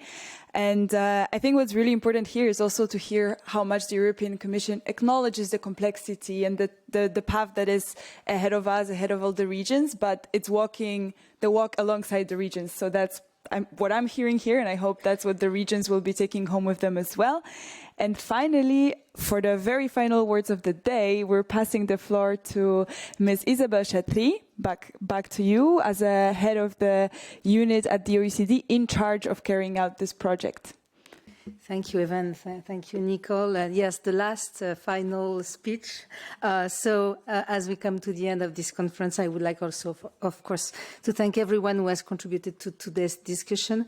We have heard insightful reflections from the participating regions, a valuable perspective from the European Commission and other partners, and a rich exchange of experience with colleagues across Europe. So let me brief here. I have also 3 messages. So let me share my 3 messages I take away from today's discussion. The first is that helping regions make better use of EU funding is not simply about preparing stronger applications. It is about governance, raising awareness, it was mentioned this morning, coordination and administrative capacity. Regions that are well organized work across departments and levels of government and invest in their people, in their businesses, in their civil society, in their places, urban, rural. They are also better placed to seize European opportunities. The second message is that regions have much to learn from one another. The 4 participating regions have different institutional settings, but many of the challenges they face are remarkably similar. You could hear this from the exchange. So throughout this project, peer learning has been one of our greatest strengths, and I hope these exchanges will continue well beyond today. And it was also a wish of every participating region. My third message is about implementation. Over the past 2 years, we have developed recommendation action plans, implementation roadmaps, and practical tools for each region. These are important output, but they are only a starting point. Their real value will depend on how they are used over the coming months and years. And today's conference, therefore, doesn't mark the end of this project. In many respects, it marks the beginning of its implementation phase. And we could hear several examples this morning from this panel, small and more important examples, but which are crucial. This is particularly important as discussion on the next MFF continue. Whatever the future architecture of EU programs, one thing is certain, regions will continue to play a central role in delivering European priorities, and building strong institutions and administrative capacity is therefore an investment that will continue to pay dividends, in fact. So before closing, I would like to make one final observation. So throughout this project, we have seen the value of working together across levels of government, across regions, across institutions, and also bringing Europe into the regions. This collaboration has made the project stronger, and it will remain essential for the future. So let's develop together this culture de l'audace. In English, I don't know how to translate it. Maybe a culture of innovation, how to think outside the box, how to push the boundaries of the jungle. I don't know. So, voilà. The OECD remains committed to supporting regions and continuing this cooperation with all of you. And before we finish, I would like also to thank again everyone who made this project possible. First, all our regional and local stakeholders who contributed to the fact-finding missions, the workshop, the capacity building activities. This has been truly a collective effort, so thank you in particular to Guillaume, Céline, Anne-Lie, Matthias, Anne, Evelina, Dominica, and Renata, our builders, as it was said. I would like once again thank the European Commission, in particular SG Reform and the great TSI, and of course Nicole and Cathy for their support and collaboration. I would like, of course, to congratulate the OECD team, Margot, who successfully coordinated the final phase of the project, Mikkel, who led the first phase, and Eva, Sandra, Joao, Adam, Dominique, and Elena. Thank you for your professionalism, your dedication, and the excellent work you have delivered. Finally, I would like also to thank the European Committee of the Regions for hosting us today and for their valuable support in organizing this event. So thank you all for the participation. And now I will hand over to Eva, who has one final and very important thing to say on the agenda, the lunch. Absolutely.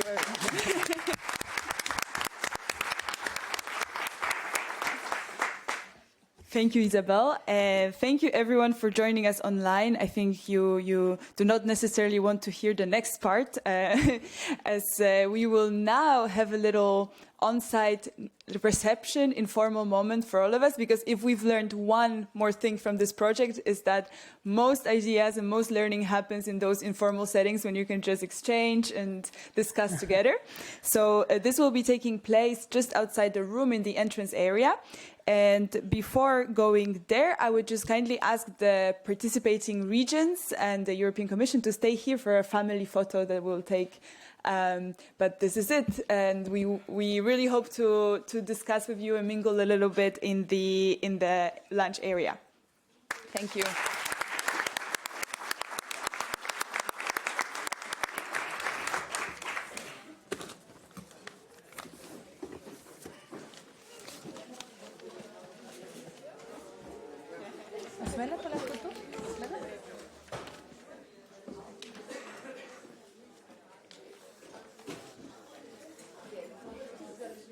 On peut s'asseoir devant.